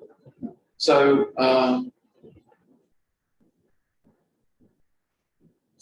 but it is, Barry Lynch is our emergency services director. And that is, he oversees emergency management and EMS. So when you say it's going to emergency management or is it going to EMS, Jason Watlington has and drives the truck that was leased last year. Instead of the director taking it for himself. Now, Barry can drive the white truck. Right, the white one that's sitting right out here. Yeah, and it's, how many miles you don't have it? You tell me the VIN number, Let me go out and look. which one is? Now, it probably does have. I think it's 171. Yeah, it's 171,000. That's probably. I remember reading, seeing that. So, anyway, 171,000. I just hate to spend all that money on All right, good. Okay, health department, so those three we have said, but we'll vote on this when we get to the end of this. On the lease program, solid waste, library, emergency management, health department, SUD. Now, was that? Any of that would be, none of that was being paid for out of American. So you have two SUVs with the health department. Just know that. They're asking for two? Yeah, there's two in the budget. 10,000. No. There's two. There was one. In their regular. Yeah, there was one in one's a regular SUV, one's an all-wheel drive SUV. One was in the capital expense. What was that? It's under public health capital. No, the other, That one was, where planning and everything else was. that was capital. Okay. So there's two in there. There's two we're talking about for the health department.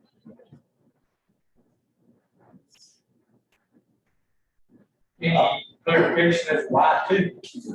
So the director currently has the SUV that's assigned to Abby. I would like my vehicle back. Okay, That's why she took over it. that's right. So the director, the health director needs a vehicle. Now, having said that, they also need an all-wheel drive vehicle for their staff to be able to go up and down the roads the same roads that we're talking about planner having to go to. Can we get the all-wheel drive and cover both needs? Can they share one vehicle? And see, they took his vehicle. They had- Right, I mean, give yours back, but they share the one vehicle.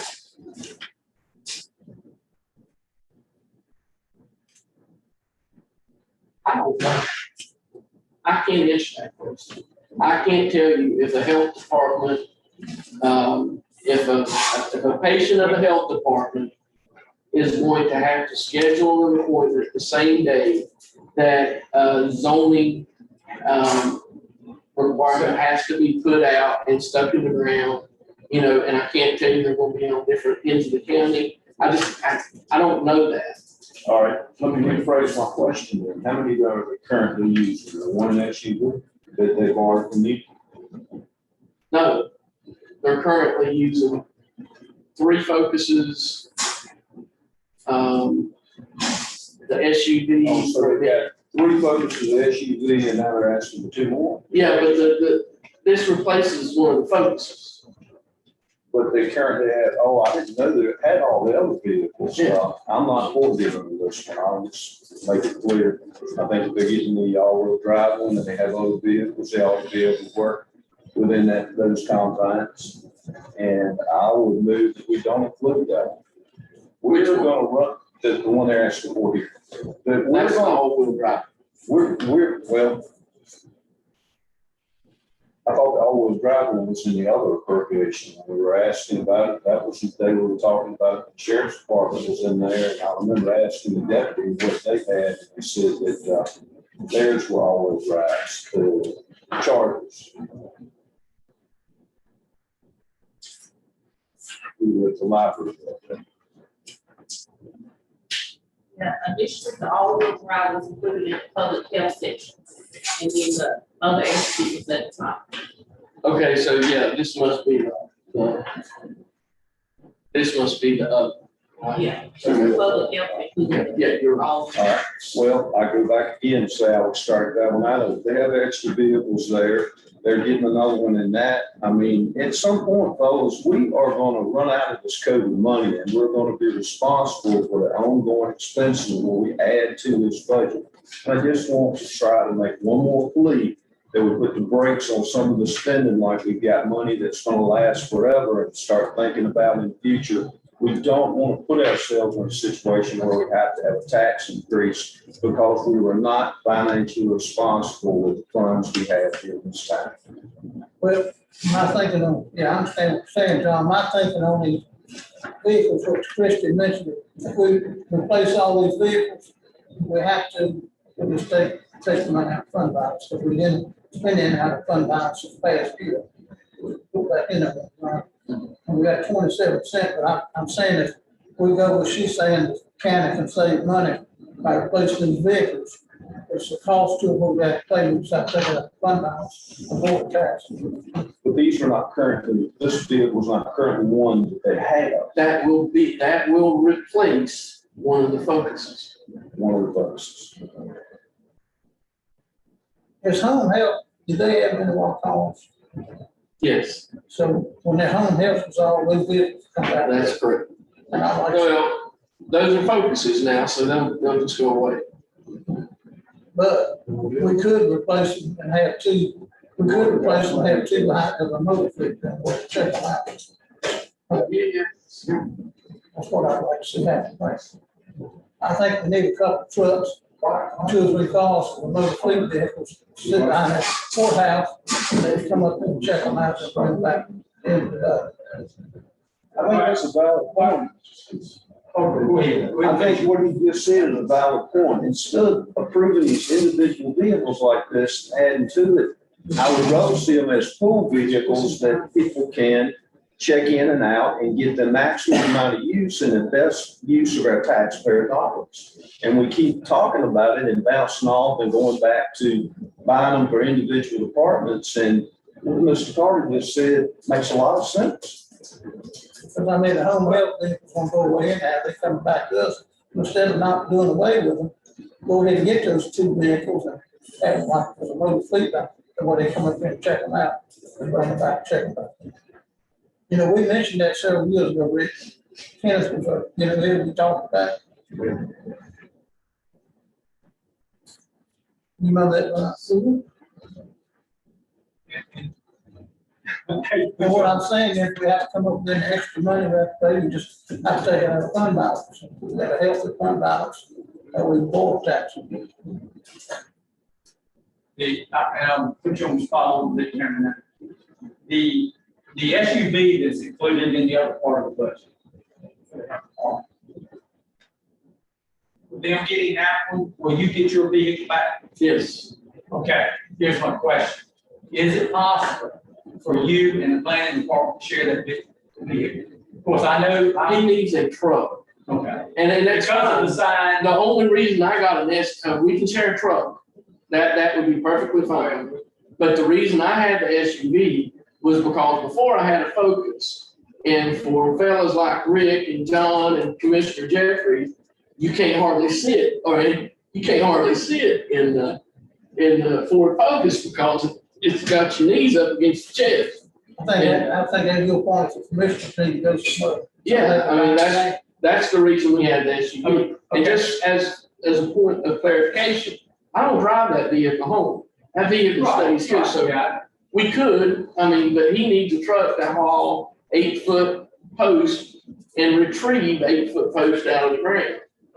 And The van he had, I remember several commissioners used it going to meetings and stuff, Okay, so let's determine our action on this SUV, whether we want to include it in the lease. I don't know. No. Commissioner Jeffries? No, Yes. Yes. Commissioner Stryker? We're talking about the health department SUV They're already getting one. This is the second. to replace one of the folks. That's what this is. This is to replace an existing vehicle. Is that correct? So I vote leave it in. Okay, so that's the tie, so. He said it was okay. Well, yeah, we didn't make it. We can't do cross. So So break your tie, Mr. Chairman. I've already voted. That's why it's 3-3. So that right now, Is the other one in? Yes. when we approved the regular budget. Yeah, I assume when we went through that, Okay, no one objected to it in that part of the budget. Yeah, they got approved. okay. All right, soil and water truck, Well, soil and water, yes, okay. Yes, Leave it in. leave it in, leave it in, leave it in. Commissioner Jeffries, Soil and water, soil and water, truck, the soil and water. I need, I think you said yes, but, yeah, he did, I mean, okay, yes. Commissioner Jeffries, That's the one that had holes in the side. or whatever's going on. No, I think it has some condensation that runs out of the air conditioner down to the floorboard. And the floorboard gets wet when you drive. Plus, It's it's in the about, process of rusting now. Yeah, Plus the fact that you hung up all the time. and it's on the list to be replaced. Okay. And a lot of these vehicles are truthfully moot points if you deal with the list to be replaced, because they're on that list to be replaced. So, Okay. Planning. Truck from planning department. yes, Yes, yes, yes, yes, No, no. Commissioner Jeffries? No,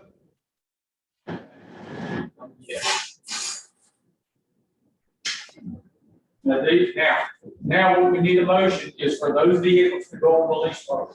can you reiterate which ones? Planning, soil and water, emergency management, library, and solid waste. All at once. All at once. I make a motion that we approve the vehicle as presented on the lease road. Okay, you second? Second. Second, okay.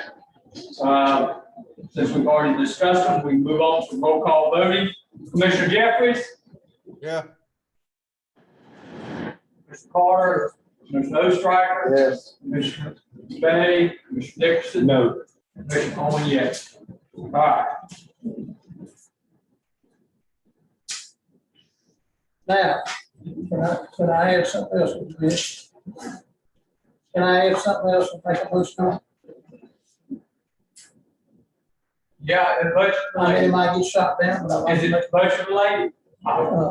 and this is for the motor fleet man, I'll make a motion to buy 2 pickups to go on the police program and, two cars on the police program and 1 van for the pool, for the pool. Be parked behind the courthouse and be checked out, brought back there. These are the motor pool vehicles. And that's gonna be in addition to the ones we just approved? Yeah, these are the motor pool So you're vehicles. talking about adding 5 new purchases to the.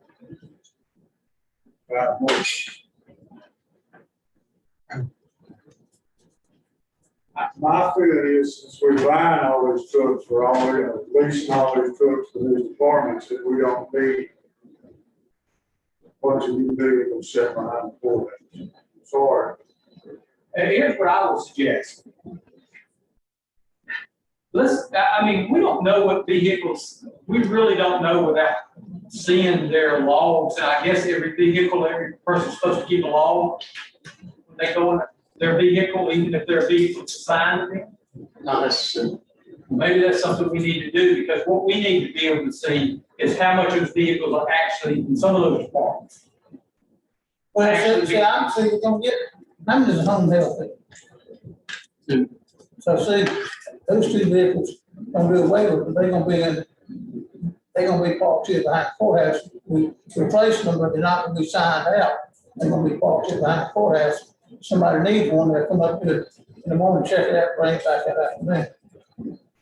Those 2 vehicles, since we're doing away with home health, we get those vehicles, but they're going into no food. So did you make a motion, or you just brought that up? I'm gonna make a motion. Yeah, I made a motion. I made a motion that I have four, I'll show 2 cars, 1 van, and 2 pickup trucks going to motor. Do we have a second? Gary, no second, the motion fails. All right. Now, we do need to talk about the lease program. And 3 things, the minimum they recommended in this ordinance aside, the 12 trucks to cycle those out, new ones.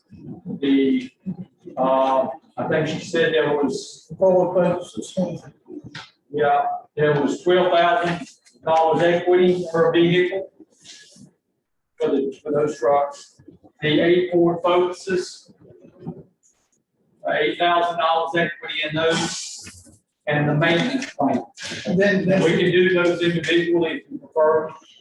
I think we just need to do what she suggested, whole package, because there's gonna be other vehicles she's gonna be looking at, you know, that, like I said, that we may not put in for public auction, we may turn them into them for sale. But we still got that 8 pounds of coal. How many of those are on the current lease program?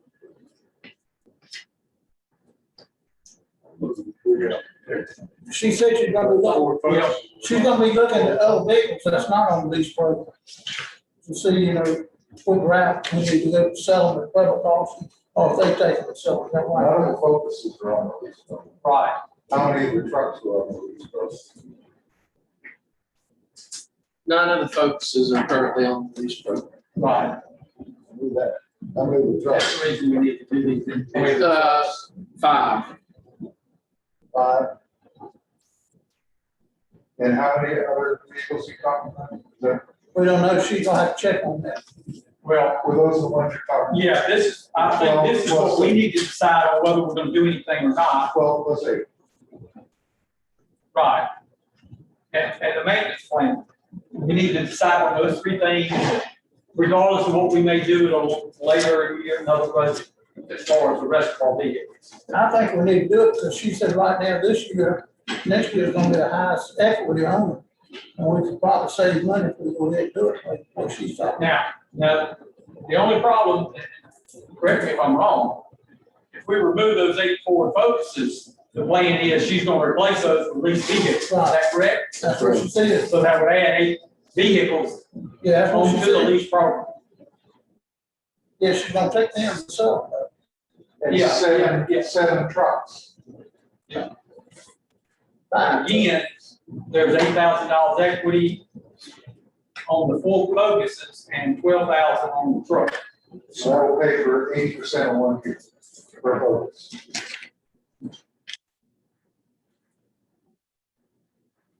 We can get the highest equity now, I think what we'll do. Well, I can't see that. let's do the easiest thing first, I think. I think this will be the easiest, the maintenance plan on our current vehicles. On our current vehicle, that's $5 per vehicle per month, roughly. I think even if we had a whole fleet on there, it would be $6,000 a year. Is that what she said? Right? So we're not gonna have a whole fleet on there, correct? That's correct. We're just doing the ones that are on lease now. Which is about 30, I guess, something like that. $5 Yeah. per month per vehicle on lease. How many, you're asking how many vehicles? Or on the current lease plan. I don't know with the sheriff's vehicles. I can tell you They that. are on the maintenance plan. So- Yeah, So it's just the county. we only have 5 vehicles on our lease. 5? On the county side, yes. Yes. Yes. Yeah, Commissioner Jeffries? Yes. This is a maintenance plan for the 5 vehicles that the county is already has on the lease program. Commissioner Jeffries. I put the 5 that the county already have on the lease card, that's what we voting on? Yes. voting on the maintenance, their amount, the maintenance plan, she said it on the new bid.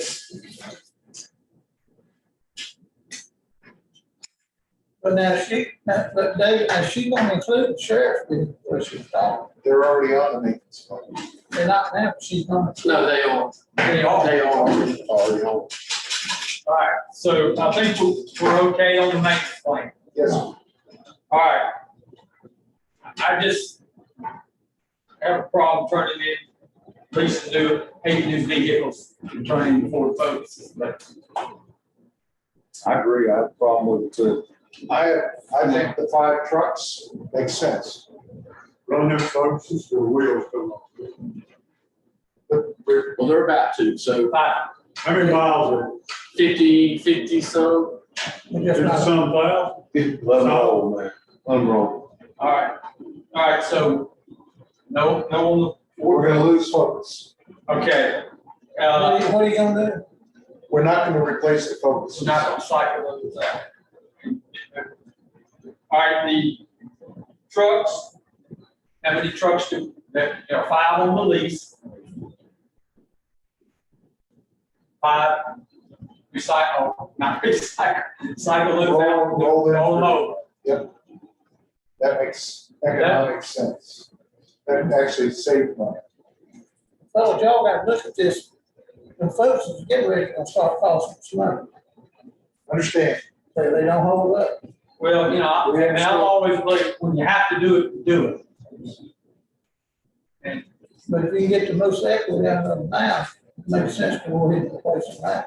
So you wanna spend $80,000 now to replace? Is it gonna be $8,000? Yes. I think we've already, and 5 trucks. I think Mr. Dickerson did, I know Commissioner Stryker, I did, you did. Commissioner Jeffries? Put the 5, Yeah, okay. Okay, so Mr. Chairman, I got to go right now. Time for me to get ready. Yes, sir, I understand, we're getting ready to finish this up. I didn't know it was gonna end up being quite this long, but thank you for attending today. Yes, sir. This is gonna be, I think, the last item. I'm messing you on the rest. So, county manager, that's 5 of those trucks. We're keeping the Ford focuses. And we're doing the maintenance plan on the vehicles the county owns. sure, we'll do that. But just so you know, 2 of those trucks that you're voting to replace have major upfits to them. So it may not make sense to replace them. A major what? Upfits, like the EMS truck.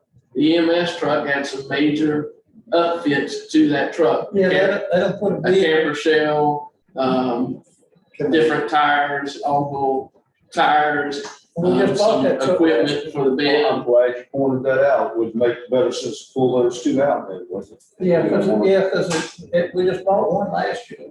When he's talking about, we just bought it last budget. But I don't know that it would, because we don't have that We don't have, calculation from Enterprise. don't have any miles on it, because Jason drives that truck. And that's, he right, they changed the wheels, and put that camper shell and everything, that And EMS. striping and Well, lettering. you brought it up, which way do you feel like we're better off home with? I don't know.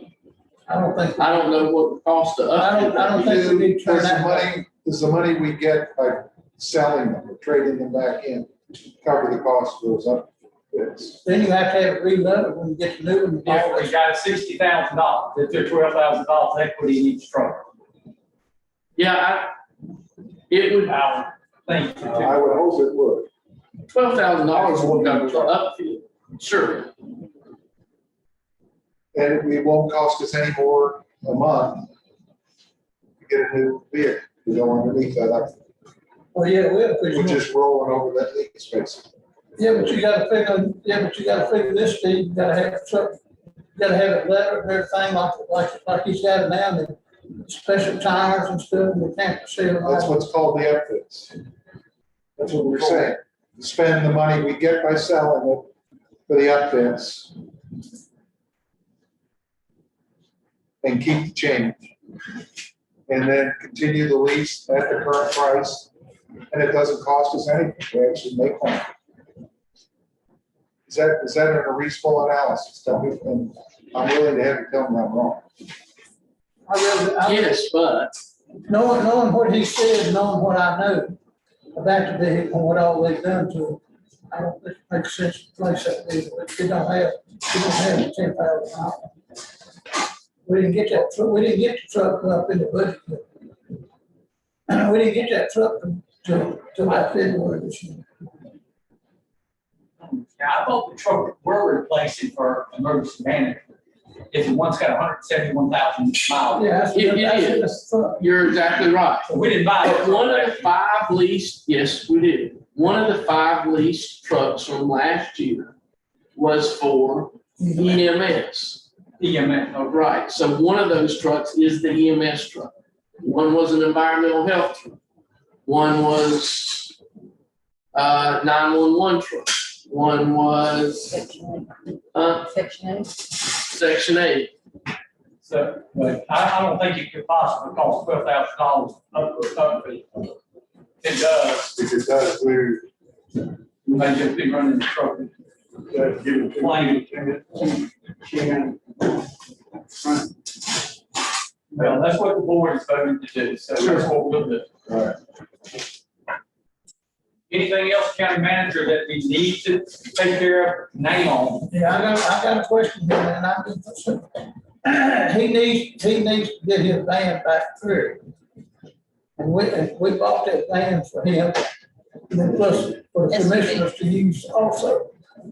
He's gonna get that vehicle back because they're getting, the health department is getting one SUV in their regular budget, not the one on this year. And that one's gonna bring his, I thought this was you just told me a few minutes ago. This one is replacement for the Focus. This is a replacement for the Focus.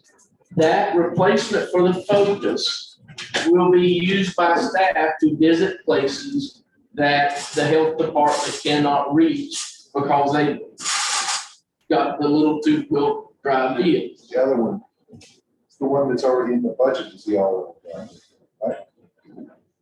That's the all-wheel drive vehicle. That's a done. Yeah, okay, so that's what that one was going to replace. There is no replacement for the vehicle, the health director. Which she's currently using your That's correct. SUV, That's correct. but in reality, there's a Focus being replaced here. Is that correct? Yes, It's a one-year drive. but you said not to sell the Focus. I understand.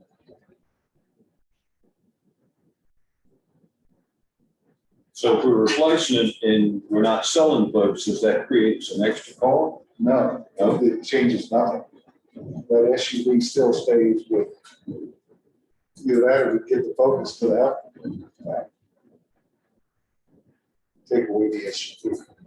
That's a choice. This is what to do with the SUV and the Focus. Right? If we're not replacing. I don't know.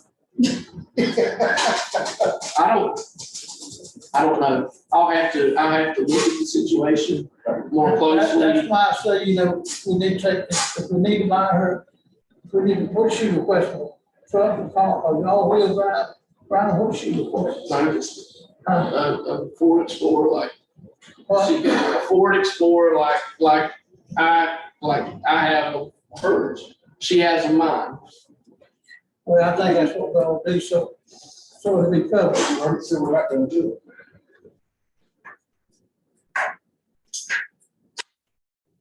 Y'all have to honestly, you're gonna have to let me sit down and look at what you've done and how you've done it and what we're selling and what we're not selling and what we're putting on the lease program and what we're not putting on the lease program. And then I can give you some concrete answers on what goes where and how it goes and those kind of things. I just want to remind the board, we're running out of time. I know that. That's the reason we put it, we voted today. I think we need probably to have a budget this week. Well, Monday will be just past the budget. You will have the budget. Then we meet. So if we have anything further to discuss on these issues, it's gonna have to be this week. That's what I'm saying. 1 o'clock, we're at. Here, Monday's meeting, where 1 o'clock here. here. It's fine with me. I can't be here Monday. Second day. I can be here Friday, we'll do it Friday. That's fine. Can't vote on budget, right? Just won't have it ready. Is this all we like on the budget, just as good? Commissioner Hall won't be here with us this week. Yeah. This all we like is just the vehicles, and we got everything else decided on. Well, we've actually decided on everything. We've actually already decided on the vehicles unless we change.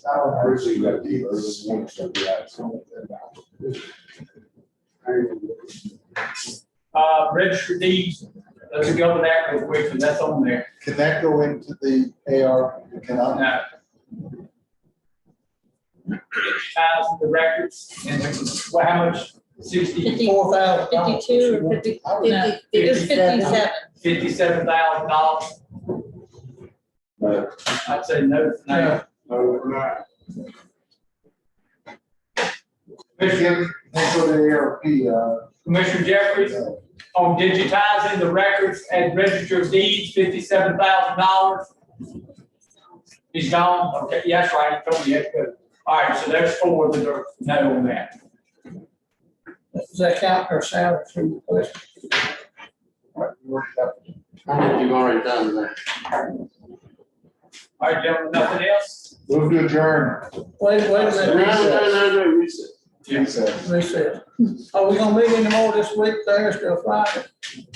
Well, tomorrow's Thursday, Friday, how about Friday? We need to meet earlier on Monday. All right, well, Oh, that's. I've got Dr. Coleman. Well, we need to go ahead and meet Friday, and go ahead and approve what we're gonna do, so we can, so when we. Well, unless we're gonna change something, we've already voted on the vehicles. We've already done. Done everything on the list. Done everything on the list. What else are you proposing we do?